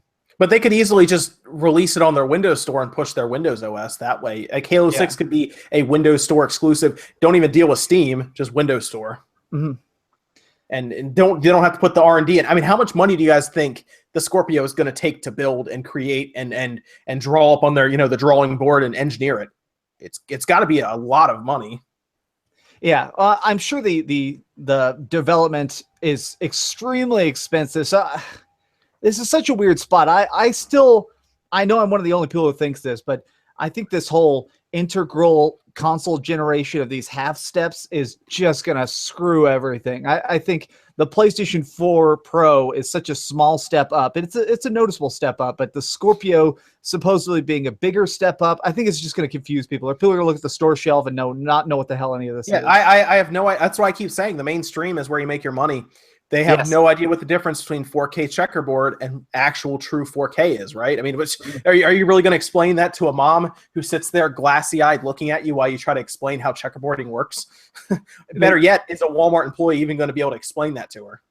Yeah, exactly. They don't know. They're like, all they're going to explain to her is this one's $350, which I still think a $50 price cut is coming for that PS4 Pro, and this one is $500, for example. That's all they're going to explain to her. And then they'll ask if she needs an Xbox Live card or if she needs a PlayStation Plus card for Christmas time. And that's it. Like, so I don't know. I don't know what the plan is here. If they're spending that much money on something that I'm going to be completely realistic with you guys, 2 million, 3 million consoles maybe sell. God, what happens? Well, there was a statement a couple of years ago. I think it was early 2014. It was like right after the really abysmal launch of the Xbox One. And they officially came out and they said, like, we consider even a million consoles sold fine. Because at that point, they were still only at about 1 or 2 million sold. So I think even at that point, they realized, like, okay, we can sort of swing this. But if you spend $75 million designing your console, you can't really survive with 3 million units. Nope. So what do you I mean, at this point, I think it's pretty clear that the Xbox One, or I assume we're comparing it to the Switch then, right? Like that's the same generation. We're not going to compare the Switch to the Scorpio and the Pro. No. Sales-wise is what I'm saying. I mean, when does the Switch pass the Xbox One in terms of sales, guys? What do you think? I mean, we're at I have to imagine, we don't know numbers completely. I have to imagine the Switch is closing in on 4 million units sold right now. Mm-hmm. The Xbox One, they stopped giving us sales numbers at all. Like they just stopped. Mm-hmm. The estimate though is slightly below 30 million is where we think the Xbox One is. And keep in mind it's been out since 2013, so we're coming up on its 4-year anniversary at the end of this year. I mean, when does the Switch? I mean, do we think the Switch is going to sell 10 million units a year and catch it in 3.5 years? Like, is that what we're thinking? Less than that, even 3 years? Hopefully, I don't know. Yes, I feel like we're going to hit a point very soon where the Xbox One just falls off the cliff. I think we're going to very quickly hit that point where nobody gives a good goddamn about the original Xbox One. And at that point, it's just going to be free running of Switch trying to catch up. I guess it's just about if Switch gains steam. At this point, we know it's probably going to happen to the Xbox One. It's just a matter of, is Steam going to start selling faster or slower? Right, because it comes down to what games are announced. But I think we all know if Nintendo shows up at E3 and Pokemon's announced, you might as well like seriously start writing it in for the Xbox there, because that I don't know how they compete with I don't know how anybody, Sony or Microsoft, competes with an IP like Pokemon, because we all saw what happened at Christmas time with the 3DS. We saw that Pokemon Sun and Moon collectively sold 15 million units. Like what? That's a lot of units. But Philip, where do you stand on that, man? What do you think about the Switch's sales compared to the Xbox One? Because right now it's already outsold it in the Xbox One's first 2 months. Switch is outselling it already. You know, after just hearing all of the talk from people like the CEO of GameStop, for instance, saying that the Switch is doing like Wii numbers. you know, like I wouldn't be surprised if it caught up in sales within something like 2.5 or 2 years even, because the Wii is the fastest selling console of all time, if I'm not mistaken. It is. It sold 100 million units in a little over 5 years. Right. So if it's doing that, if the Switch is doing that speed, then it's gonna just fly by. Go ahead, Dreamcast. I want to make a small correction because I see people actually saying that a lot. And I just want to make a small correction for the record. The original Wii actually sold really badly the first couple months by comparison because there were so few in circulation. So right now, Switch is selling faster than it. Yep. Second year, 24 million. Yeah, exactly. So it's just one of those things where right now it's outpacing it because it just has better supply. I think the hype is probably equivalent, which is a fantastic sign. Yep. I talked about that on Twitter that people are comparing it to the Wii, and it's kind of unfair because the Wii was an anomaly because your grandmother's not going to go out and buy the Switch. And they were very fortunate that they hit at the right time with ATI. They were using essentially a GameCube processor, which they had plenty of. Overclocked it, put it in the Wii, upgrade the GPU slightly, so it was basically a little stronger than the original Xbox, for example. They put it out, and they were able to produce 24 million in that second year, and they sold all 24 million. 1 year, which is an obscene amount of systems. That's like PS4 would look at that and be like, oh, that'd be nice. Like, that's a lot of units, and they continued on that way for a while, and they ran past 100 million units very fast. And that's kind of where it fell off because then everybody in the world had a Wii. So, but nobody played anything really other than, I don't want to say nobody, but the vast majority of people that owned it mostly played Wii Sports. Yep. So that's the way it was. But Evan, what are you thinking here with the Switch, man, with these sales numbers? Definitely between 2 and 3 years, barring basically two things: the speed that they can produce them at, if they've at any point in time slow it down for some reason, which would be nuts. Or what I tend to always expect Nintendo to do at some point is to shoot themselves in the foot, like with an announcement of some kind where they overhype something that no one really cares about. It happens a lot more than people like to say, I guess, about Nintendo. Yeah. But we've already kind of talked about the E3 function of them going in with the hype already existing from outside Nintendo, and if they don't at least get kind of close to that level of what we're asking for, it might backfire. But if they really just, I guess, throw it all under the bus and there's like, here's the new Pikmin, and everyone's like, oh no, Switch. Yeah, that's the moment where it's like, oh, they shot themselves in the foot, maybe 4 or 5 years instead. Because it, just like with the 3DS, they started it up, they did a bunch of like basic things to it, and then they kept telling us like all these games we were seeing coming out of Japan, they're like, you're never getting them. And then sales started to go down, and then they eventually were like, okay, we'll give you some, and then the sales went up. So it just gaps it a little bit. Yeah, it's going to be interesting for if they can produce enough. That's the big thing, because if they have a hard time with producing them, then they obviously won't sell that many. But here's the thing. I have a feeling that they came into the Switch release with some being cautious, essentially because of how the Wii U went. And now that they're seeing that, I think the second year is when they would produce more, much like they did with the Wii. So while the first year is interesting, they have already kind of expressed concern about being able to produce 10 million units through this year. I think it would be the second year when they'd really be able to hit their stride like they did with the Wii, if that's telling it all. I think their second year for the Wii U, they produced a lot of Wii U's, and they didn't sell many at all. In 6 months, I think they sold like 500,000 for the Wii U, which is not good. So that's something I would keep an eye on, but I wouldn't get too crazy with comparing it to the Wii because, again, we'll never see anything like the Wii ever again. But that was pretty good. Ed, so I guess we could start taking questions from the chat now because we've reached the hour-and-a-half mark. Use the last 20 minutes or so before we exit. We take questions from the chat. So let's see if we can find any good questions to kind of discuss for the next 20 minutes. If you guys want to take a look at your chat boxes, and we'll see what we have there. While they catch up, how hyped would you guys be if they just straight up were like, hey, Metroid, boom, Metroid's out in like 2 months, Metroid Switch. Yeah, that's the thing we've been talking about for weeks now. That's the one that if that was their big, even if that wasn't their big announcement, if that was like their forward where they're like, before we tell you anything else, here's Metroid. Yeah, like that would be incredible. Yeah, I've been definitely watching one of the back big ones. some old E3s for some videos I'm making. Mhm. I watched E3 2004, which was probably the best E3 I've ever seen out of any company. And one of the first things they did was show Metroid 2. Yeah. Metroid Prime 2 was like, that was literally like within the first 5 minutes, the entire presentation was that. So it could happen. Here's a question from PokeMadness 1996. He goes, during the Xbox and Nintendo discussion, Square mentioned a PSP3. Oh, okay. So you're talking about the Sony handheld that's being rumored to show up at The new E3. handheld. Yeah. What do you think about that? I made a whole video on that, but let me ask Dreamcast guy, what do you think about another system from Sony testing the handheld market?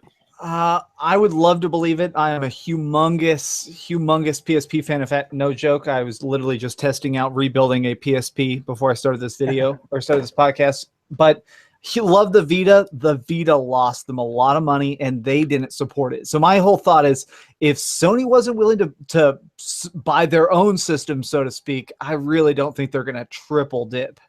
Right, but what are your thoughts on if they actually have now bought into the hybrid idea, and it's not just a handheld, but it's like a hybrid home console handheld concept? Well, that's what the Vita was supposed to be, because remember, every article was being like, this is a PlayStation 3 in your pocket. Do you love Nathan Drake? Well, now he goes with you on the go. Games are going to be integrating it, even using cross multiplayer. Like, all their pitch was literally like a guy turns off his PlayStation 3 and then picks up his Vita and starts playing Killzone on the go. So I think they tried that messaging once. If they do that again, they're going to have to sell it like they're selling the Switch, which is literally a dock. Like, you drop it in a dock and pick it up. I think it's the only way that's going to take off. That's the kind of the way I was thinking, is that's how they would have to do it. But I mean, do you think that would make people really mad because it looks like that they're heavily copying off Nintendo then?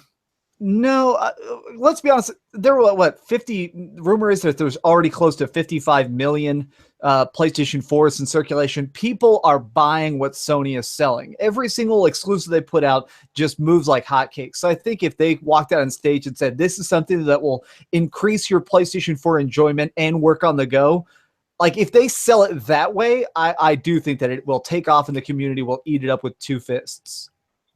Okay. Very good. Very good. What are you thinking, Philip?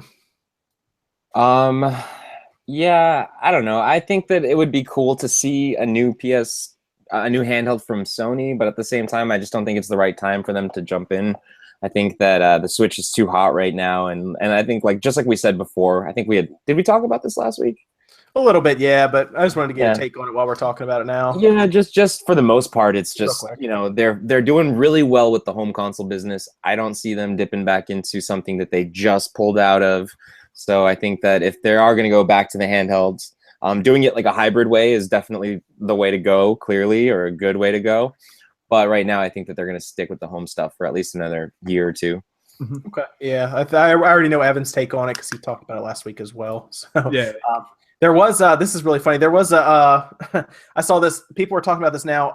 You know, NBA Playgrounds, right, guys? I think everyone knows that. Yes. The developer went on Twitter, and because they've been getting a lot of flack, because there's no online support for the Switch still, apparently they're planning something big. Yeah, I heard about that. There's something special coming, Oh, right? yeah. I have an idea what it is, but I was curious what you guys think it might be. I haven't played it, so I have no idea. It's NBA Jam. Yeah. Yeah. What do you think, Philip? I'm thinking it's just going to be some sort of I don't know if they could possibly get like Mario and Luigi and all those people playable in there, especially because there's like already a sports game from Nintendo with those people on on the DS. But that'd be cool to see. But I definitely think it's going to be some sort of like exclusive characters. Evan, what do you think? I think you might know what I'm alluding to. What do you think it might be, Evan? I don't really think. I definitely don't.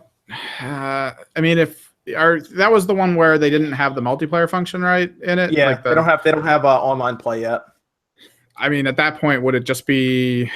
I guess we're waiting for it to come out, and then they're saying they're going to release something. Would that be President's Mode since it's NBA Jam? I knew you were going to say that. Yeah, that was our favorite thing to do with NBA Jam was play as Bill Clinton and Hillary Clinton and all of them. That's what I was saying, man. They should bring the president's DLC in, or even mascots, probably just presidents, and let me dunk on people as Bill Clinton.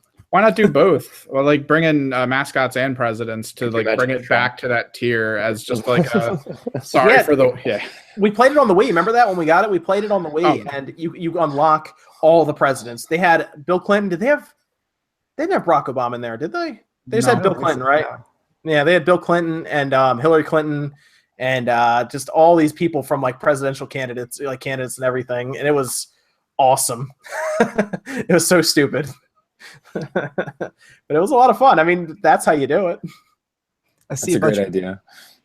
Just on top, I see a bunch of people talking about Power Stone in chat and asking me specifically about an HD Power Stone or a new Power Stone. Hell yes, I would be so cool, especially if it was on either PlayStation 4 or Xbox One or bring it to Switch. I think it wouldn't go to Switch if somebody's developing it. I think it'd probably end up on PlayStation 4 just so they could actually make like a competitor to Smash Bros, because that was always kind of like a Smash Bros-esque style gameplay. That would be fun. I think a lot of people would. Would buy that. At least people who remember it from the Dreamcast. Yeah, and they did do a remake of it on PSP, so at least it's not too many decades ago.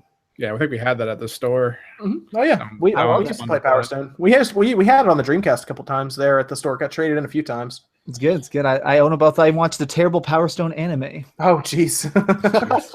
Oh man. Yeah, that's the other thing. People are asking about Secret of Mana on the Switch at E3. That will be one of the best announcements, I think, for people who more, I guess, enjoy that series. But that would be it right there. They show up and say that it is getting localized and it's being brought over. On this, did you see that Dreamcast guy that they announced the Secret of Mana collection on the Switch?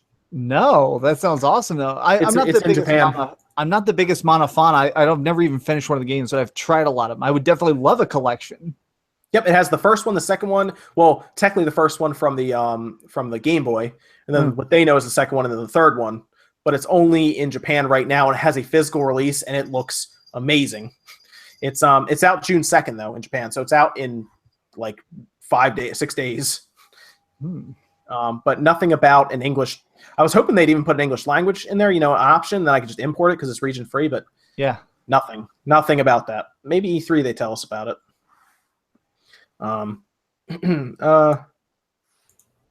Where else do we have dormant IP? Oh, that's a good one. I like that one. What dormant Nintendo IP do you want to see return on the Switch? That's a good question. Dormant one. Specifically Nintendo IPs, because I'd like to see some of the old ones that came out on Super Nintendo that were like squares and stuff come back, but that'll never happen. If it's a Nintendo specific IP, I mean, how dormant are we talking about? Like it wasn't on like the Wii U dormant? Excite Bike, boom. We need a quality racing game on the Switch. That'd be good. I'd like that. Well, if we're gonna get a racing game to come back, I just want F-Zero to come back. I think it's been too long for that. But no Diddy Kong Racing? Amazing. Oh, Diddy Kong Racing. You just killed F-Zero for me. What other good ones would there be? People are saying Ice Climber. That's a good one. Yeah. Ice Climber series. Eternal Darkness. That person in chat is the winner. Hell yes. That's the one. Dude, they could do some freaky stuff with your Switch. Oh, well, especially if they actually required you to touch screen for some of the puzzles. Like you actually had to undock it for some stuff, and you literally had to like draw a design on a tablet or something. That would be so cool. And stuff like that really immerses you. I don't care what anybody says. Like the one puzzle in Twilight, what is it, Phantom Hourglass, where you actually have to close your DS. That blew my mind. Where it was like, I don't know what to do. Oh. There's some cool stuff they could definitely do with the Switch with some of the Joy-Con features and stuff like that. And they could probably freak you out by being like, oh, your Joy-Con's disconnected from like the handheld mode and stuff like that. There's some crazy stuff they could get into there. Oh my gosh, fake scratch the screen, that would freak out. Oh, that'd be insane. Maybe they show up, it looks like your LCD's cracked. Yes. or flash battery low, just like randomly like, oh no. Just because of what they should do at the store, small bugs crawling out from the side of your screen. Oh, no. So this isn't specifically Nintendo IP or anything, but since Factor 5 is back, maybe they get like a new Rogue Squadron game to come over. Yeah. That would be cool. I would play that. Would you play a custom Robo? Yeah. No. No? Maybe. I don't know. I might try it. Wave Race. I didn't get into that series. I could go for another Wave Race on the Switch. That would be fun. Wave Race? Okay. I'm surprised we haven't seen Duck Hunt with the IR pointer yet. That's what someone else is saying. Legion of Gaia. Yeah, there's a lot of good ones being thrown out in the chat right now. Yeah, I know, Earthbound. Yeah, we haven't heard anything about Golden Sun, any of the new ones, right? No, that's one that should come back.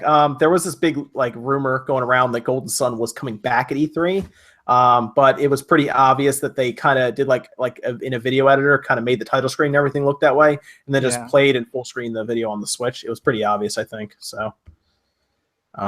I love Golden Sun, but from everything I've read, that third one sold so bad, the Dark Dawn. Apparently, the company was just like, "Okay, we got everything we need. That's fine. We'll just move on." Like it's one of those things where it's like, no bad feelings. We're never going back. But here's the thing about the Switch right now: owners of their Switch right now are actively looking for games to buy, to the point where if you produce a game, more than likely people are going to buy it out of default because it's there. And even if it's mostly like Lego City Undercover sold the best on the Switch over the PS4 and the Xbox One version. Yeah, what is because it called? It was there.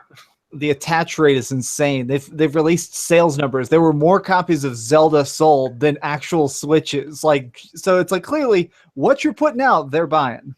It's ridiculous. Yeah. So at this point, if I was a developer, I'd be releasing for the Switch as soon as possible, and I'd put something big out there and try to get it out before the holiday season when it gets a little crowded. But that'd be me if it's even possible. The people are saying Fire Emblem, or sorry, not Fire Emblem, Advance Wars. I agree with you guys. I think more strategy stuff. My only slight problem with the Switch library right now is that there's not a lot of super hardcore stuff. I do want something where I can sit down for a couple hours and do a battle, and even if I lose, I'm like, oh, I need to go back and play it some more because it's a great Switch game. But we just don't have anything like that quite yet. Yeah. Maybe they could actually make Star Fox better. That's what someone was saying. Rampage. I like the idea of Rampage. To bring back the last story. Yeah. Yeah, there's so many games. That's the thing about Nintendo. There's a lot of games they can kind of reach back and just kind of grab from and just put in front of us at E3, and we would all be like, wow, this is awesome. And then, like I said, we just had this conversation about Microsoft, and we're struggling to come up with one game that they can show us. Yeah, wow. Ooh, that's a sick burn, but dead on. Clay Fighter. Oh, gosh. Clay Fighter. I would love to see Clay Fighter Switch. We still have crappy graphics, but this time it's optional. Oh, man. Oh, dude, with the motion controllers. You remember Odama? Yeah. That was with is that the one where you had a microphone?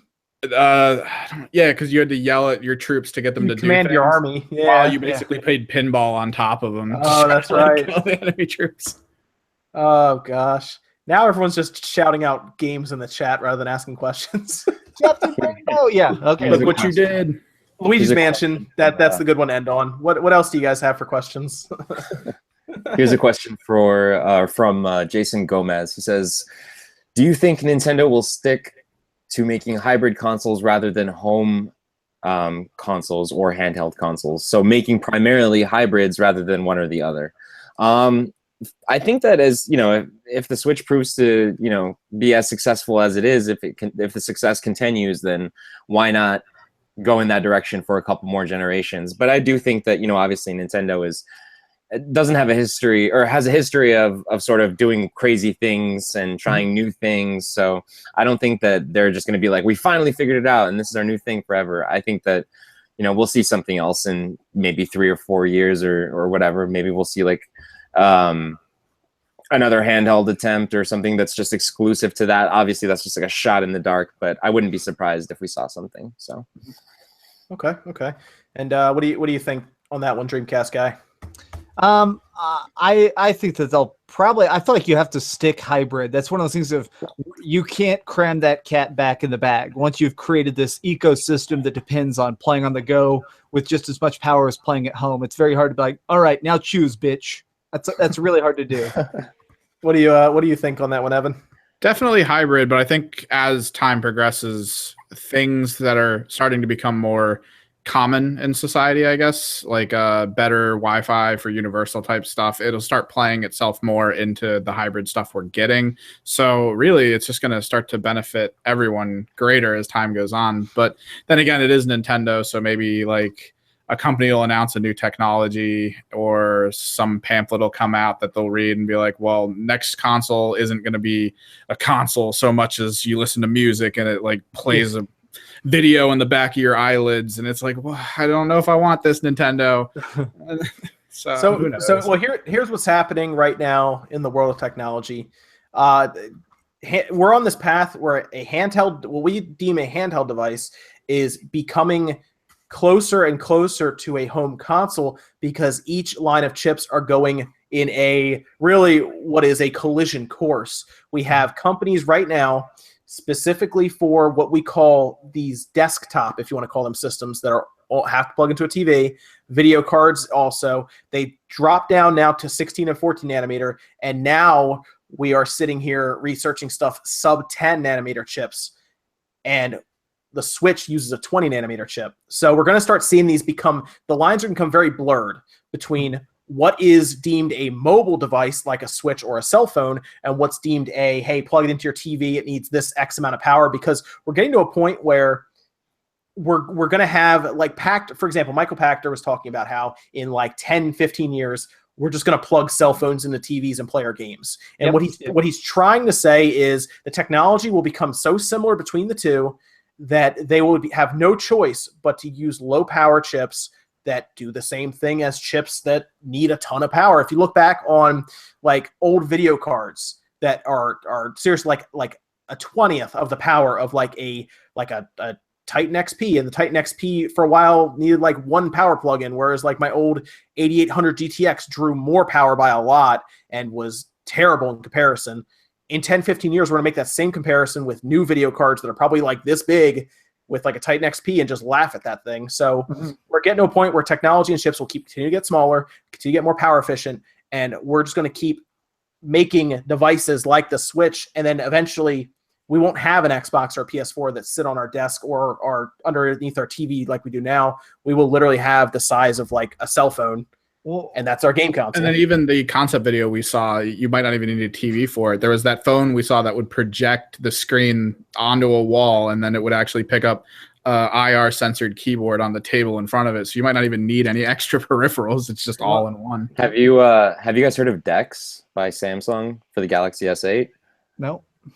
It's a puck. Look it up. Google it after this is over. It's a puck that kind of like, it's bigger than this. It's big enough for your Galaxy S8 to plug into. And then all it is a dock for your phone. And then it provides an HDMI cable to plug into a monitor that turns your phone into a PC. So it's exactly plugging your phone into a PC that brings up this like Android UI version of what would look like a home console. So it's not running Windows. It's just running some Android based home console or home PC. That's what's going to continue to happen. Like I've been saying, it's ARM is just an architecture that will be picked up more and more. And I hate to say it, x86 will eventually become pretty much unnecessary. One thing I've been seeing some people bounce around is that eventually you'll just like literally buy a controller, and the controller will just be like unanimous with all Nintendo compatible TVs, and you literally the graphics chip, everything will be in there, and just literally any TV you walk up to. So say you're at you work in an office building, and on your lunch break, you just pick up your controller, your monitor turns into the TV, you can play right there. That way it's ubiquitous. You download the games. I've heard some people say it that way, or literally you connect it to your cell phone and you play it on the go that way. You know, what's interesting is that's technically possible now. If anyone wants to actually do that with the Switch, they could probably take the dock apart, which is very small. They could take the Switch motherboard out, and they could probably design that already. And that's something I have a feeling Nintendo's already looking at. Like you're saying, sooner than we think. I'm telling you guys, very soon. Like, I would not be surprised that instead of releasing what a lot of people want, which is a straight home console version of the Switch where you don't need the screen, and all of a sudden it's, I don't know, $100, $150. You get what you say, where you buy a controller and it's built in.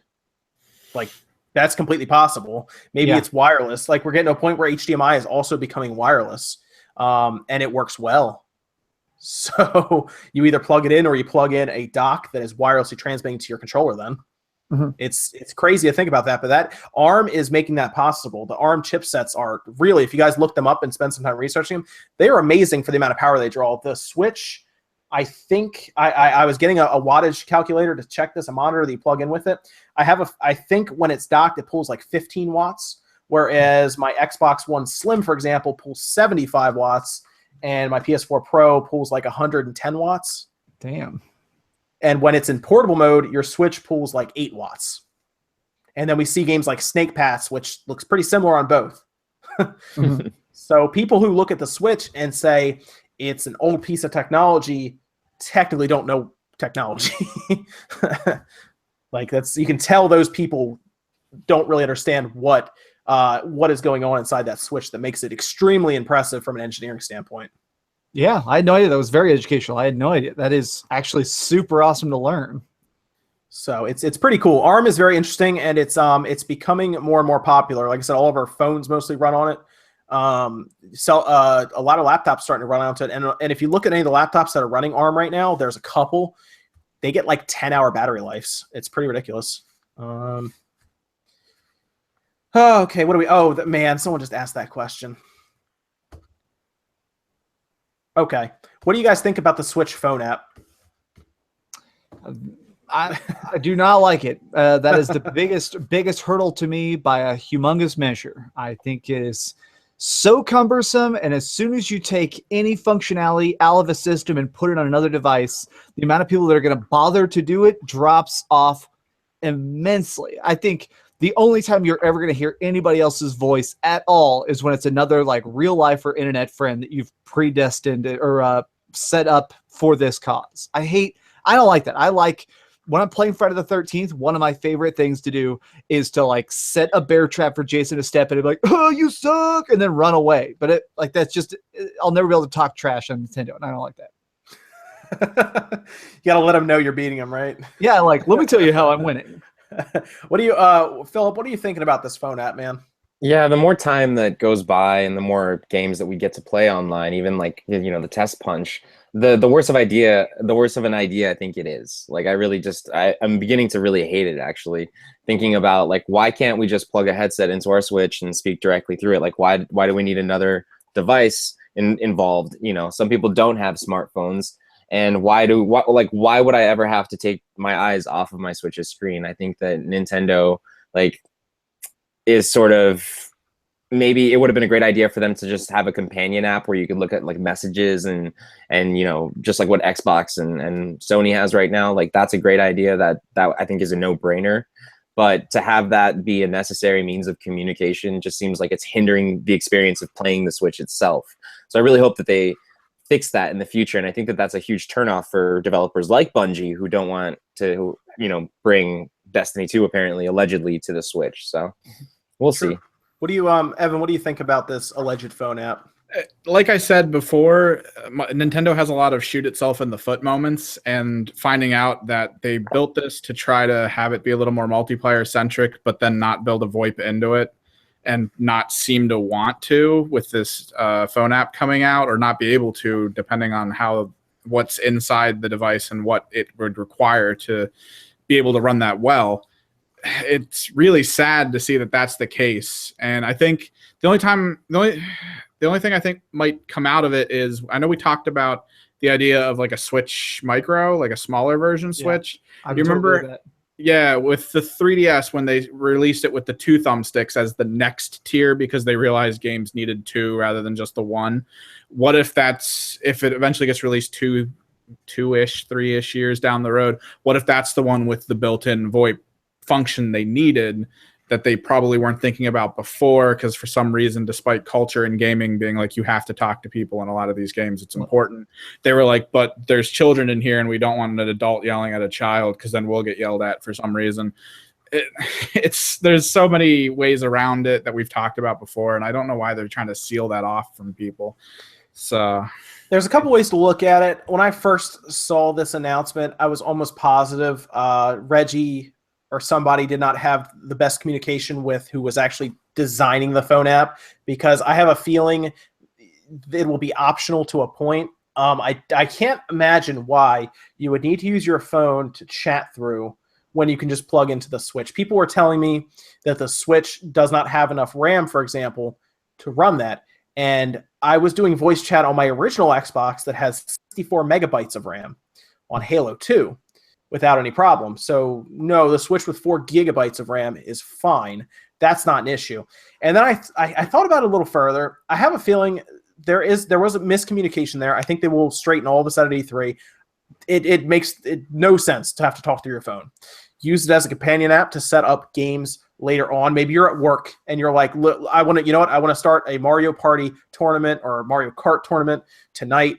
Let me go ahead and set this up on my phone, and I'll set invites to all my other friends who also have the phone app. They can RSVP and say, yes, I will be there at 8:30 tonight, and we'll play. That makes a lot of sense because they don't have to do it spur of the moment. You don't have to send a million texts. You just set the event up and you send it to your friends list. That makes sense. But to have to talk through it makes no sense. For one, it eliminates half their market that they try to target, which, of course, is the younger crowd. Now, maybe that's what they want to do. Maybe they don't want younger kids talking on the Switch because they try to protect the younger audience a lot, actually. It's kind of what they do with their friends codes and other stuff. They don't want, for some reason, they really look out for kids that aren't theirs, if you know what I mean. Like it's odd how they do that. I just don't see how that makes sense. The Switch has Bluetooth. It actually has the correct bands for a headset, like to just connect to, a microphone to connect to, because they have separate ones for the Joy-Con as well, apparently. And on the top of that Switch, if you look at it, it shows the headset symbol. So it has the correct input for a microphone and headset. And it makes no sense. Let us plug it into the device. Let me use my phone app optionally if I would like to set up tournaments. That's fine. I understand. It's an easy way to do it. And go from there. I think E3, we get straightened out. No harm, no fuss from there. They just let us, for some reason, sit with this information as long as we have. I don't know. If it does come out and you have to use your phone, makes zero sense, because that means that I then need to plug my phone in to make sure it does not die while I'm talking over it. You know what I mean? Then you have to worry about your phone's battery life as well. I think that's the beauty of the fact that they haven't released the online system right away. You know what I mean? Like, there is still time. It sucks that we have to wait for it, but at least they weren't like, here it all is right away, and this is just how it is, and you guys have to deal with talking on your phone. Right, like, but what if they expect us to pay for it a month after they let us beta it? That seems kind of soon, doesn't it? Yeah, that's a little too soon. That's my concern. That's the only concern I have, really. Yeah. Is that, but just I don't know. On something, Nintendo does make weird oversights. Let's not forget that the Game Boy Advanced SP was launched without a headphone jack at all. So you had to buy an extra dongle, yeah. Yeah, that was the weirdest, and I've never run it. I'm the biggest Game Boy collector ever. Here's my Hello Kitty Game Boy, and I don't have a headphone jack. It's like, well, okay, I'll just blare all my music and annoy people on the bus. Man. So it is interesting. I don't know. I hope, like I said, everything gets straightened out. We apparently get one free game a month to try out, which will more than likely be Super Nintendo games, maybe Game Boy Advance games. That'd be cool. Maybe GameCube games. So I have to imagine Nintendo is set up to have the best showing at E3. I think that's pretty obvious considering they still have to flesh out a good chunk of their online service.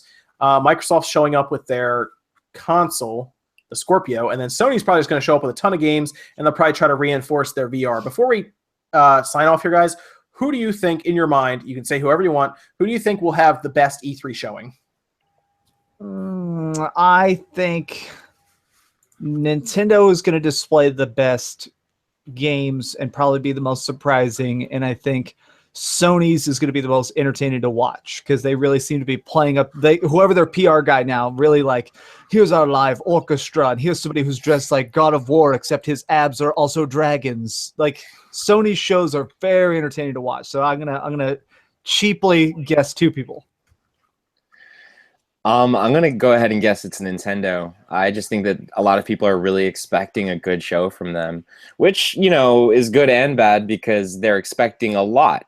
So if they don't bring a lot, then at the same time it's gonna backfire in their faces. So yeah, the hype can get too high sometimes, and if they don't show games that they've never talked about that people have built up in their head, then to them it becomes a mediocre E3 presentation when it could be an awesome E3 presentation. Right. You're right. You're absolutely right. Evan, who do you think out of the three? Yeah, we've still talked about it. It's most likely going to be Nintendo having like the best run. Sony, yes, always entertaining, so that could be fun to watch. I always hold out. I'm going to hold out a little bit of hope that Microsoft maybe reveals something that just makes everything kind of make sense, but I doubt it, like, severely. But secretly, I mean, E3 is more than just the big three companies. So for me, at least, I am kind of looking forward to at least looking into what THQ Nordic's doing, because I always did like THQ as a company, knowing Nordic Games bought almost all their IPs, almost, not completely. I want to see where they're going from that point. Yeah, I mean, the companies. I mean, Ubisoft has one. EA has one. There's a lot of companies that have them other than the three. I'm just mad that CD Projekt Red pulled out or decided not to go because I'm still waiting to hear anything about the Cyberpunk game. I'm keep getting emails about Gwent, which I mean it's fine, I guess, but after showing that trailer and then listening to I think like an hour-long talk about all the effort they're putting into making Cyberpunk just one of the most inclusive of everything RPGs possible, I want to see it because when they say anything. And this goes back to kind of understanding companies and why I file things like this. Anything CD Projekt Red's said about the Witcher series moving forward has always just been like, yep, there it is. They did it. And with what they said about this game, I want to see it. I want to see it in action. But I guess we're not going to get that this year again. So... it's pretty obvious that Nintendo's set up really well here. I think Nintendo and Sony are probably going to battle it out for the best show. Unfortunately, Microsoft, I feel like, has already conceded because, one, they have less than half the floor space of either Nintendo or Sony at this point. I think Sony and Nintendo have, like, I think Nintendo has like 21,000 square feet and Sony has like 24,000 and Microsoft has like I think 11,000 or 10,000. It's not a lot because I just don't think they have a lot to show off.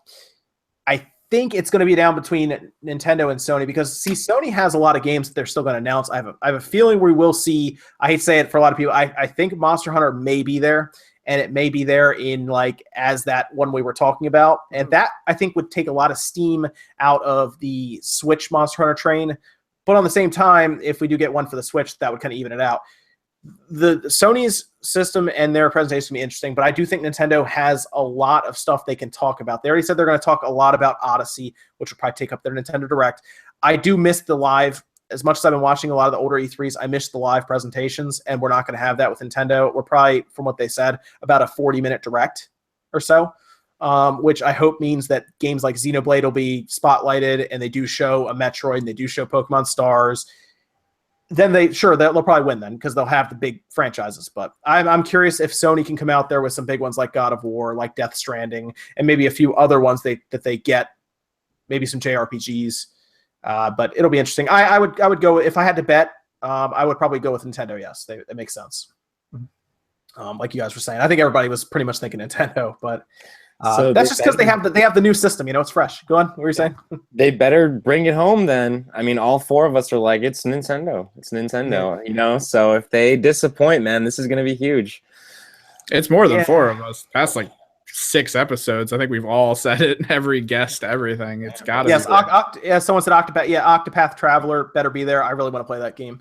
I'm a huge Xenoblade Chronicles fan. If they don't bring that out for at least a tease, I'm going to be pissed.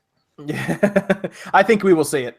There's no way Monolith is not ready to show something at the biggest show when it's supposed to be out this year. Yeah, we'll see. We'll see. But I guess that's it for episode 9 of SpawnCast. DreamcastGuy, where can they find you, man? YouTube.com/DreamcastGuy. You can check it out. I review basically everything. Obviously, the last thing I just did was Friday the 13th, which I loved. It's gory good time. And I also do a top 10 list every single Thursday with Top 10 Thursday. So go check it out if you like that type of stuff. Do you have a review coming up? Can you give us a little preview of what the next one is? My next 2 reviews coming up on Friday, June the 2nd, I'm going to be doing Tekken 7, which I can't say anything about now. And then following that on June 7th is my review of ARMS, which I'm playing the hell out of right this second. Very cool. Very cool. Very nice. And then Philip, where can they find you? You guys can find me on YouTube. All you have to do is search Philip, F-I-L-I-P, in the YouTube search, and I'll come up. I do Switch reviews and a bunch of fun Switch Let's Plays and Nintendo coverage, accessory reviews all the time. And then I'm also on Twitter, just at Philip Musins, my first and last name. So I'm always tweeting about fun stuff there. You guys can follow me. Sometimes I follow back, and I'm always talking. So cool. Okay, Evan, where can they find you, man? I'll post it in chat, but pretty much the Kimmerix project thing that just popped up anywhere really. Twitter, Twitch, YouTube. We also have the Kimmerix Games thing, and if you just keep following SpawnWave, I'm the guy that does a lot of the little buttons and stuff you'll see popping up around some background things mostly at this point. And I also like to say Moonman Moo. I kept seeing his name go flying by. He donated some stuff during the SpawnCast, so thanks for that, man. Cool, very good. Yeah, and Evan and I will probably do our own little podcast / gameplay thing just for fun. Since we're local to each other, we live like 15 minutes away from each other, so it's easier. Yep. But I think that's everything for tonight then. Thanks so much, guys, for coming out on a Saturday night after the ARMS test punch, by the way. Thanks for flipping over here after that. We had a lot of fun tonight. And keep in mind, guys, we're only 2 weeks out now, 2 weeks for E3, just about 14 days. So we have 2 more shows. Next week's will be interesting. I'm still trying to figure out who we're going to have on next week, but the following week will be a big SpawnCast. We're going to have several guests on because it will be the pre-E3 show, and it's pretty much going to be dedicated completely to E3, where we're just going to talk about nothing but E3. Because, of course, the next day is when it starts with Microsoft really kicking things off. So it'll be a lot of fun. But thanks, guys, for tuning in. This will be available on SoundCloud tomorrow and iTunes as well. And then if you are a patron over on the Patreon for SpawnWave, SpawnCast, you will see this tonight at some point, maybe even later tonight. The full video podcast will be up there, raw and uncut. So I think that's it for now, guys. Thanks so much for watching this episode 9, and we will see you guys next week, same time, same place, 9 o'clock Saturday night.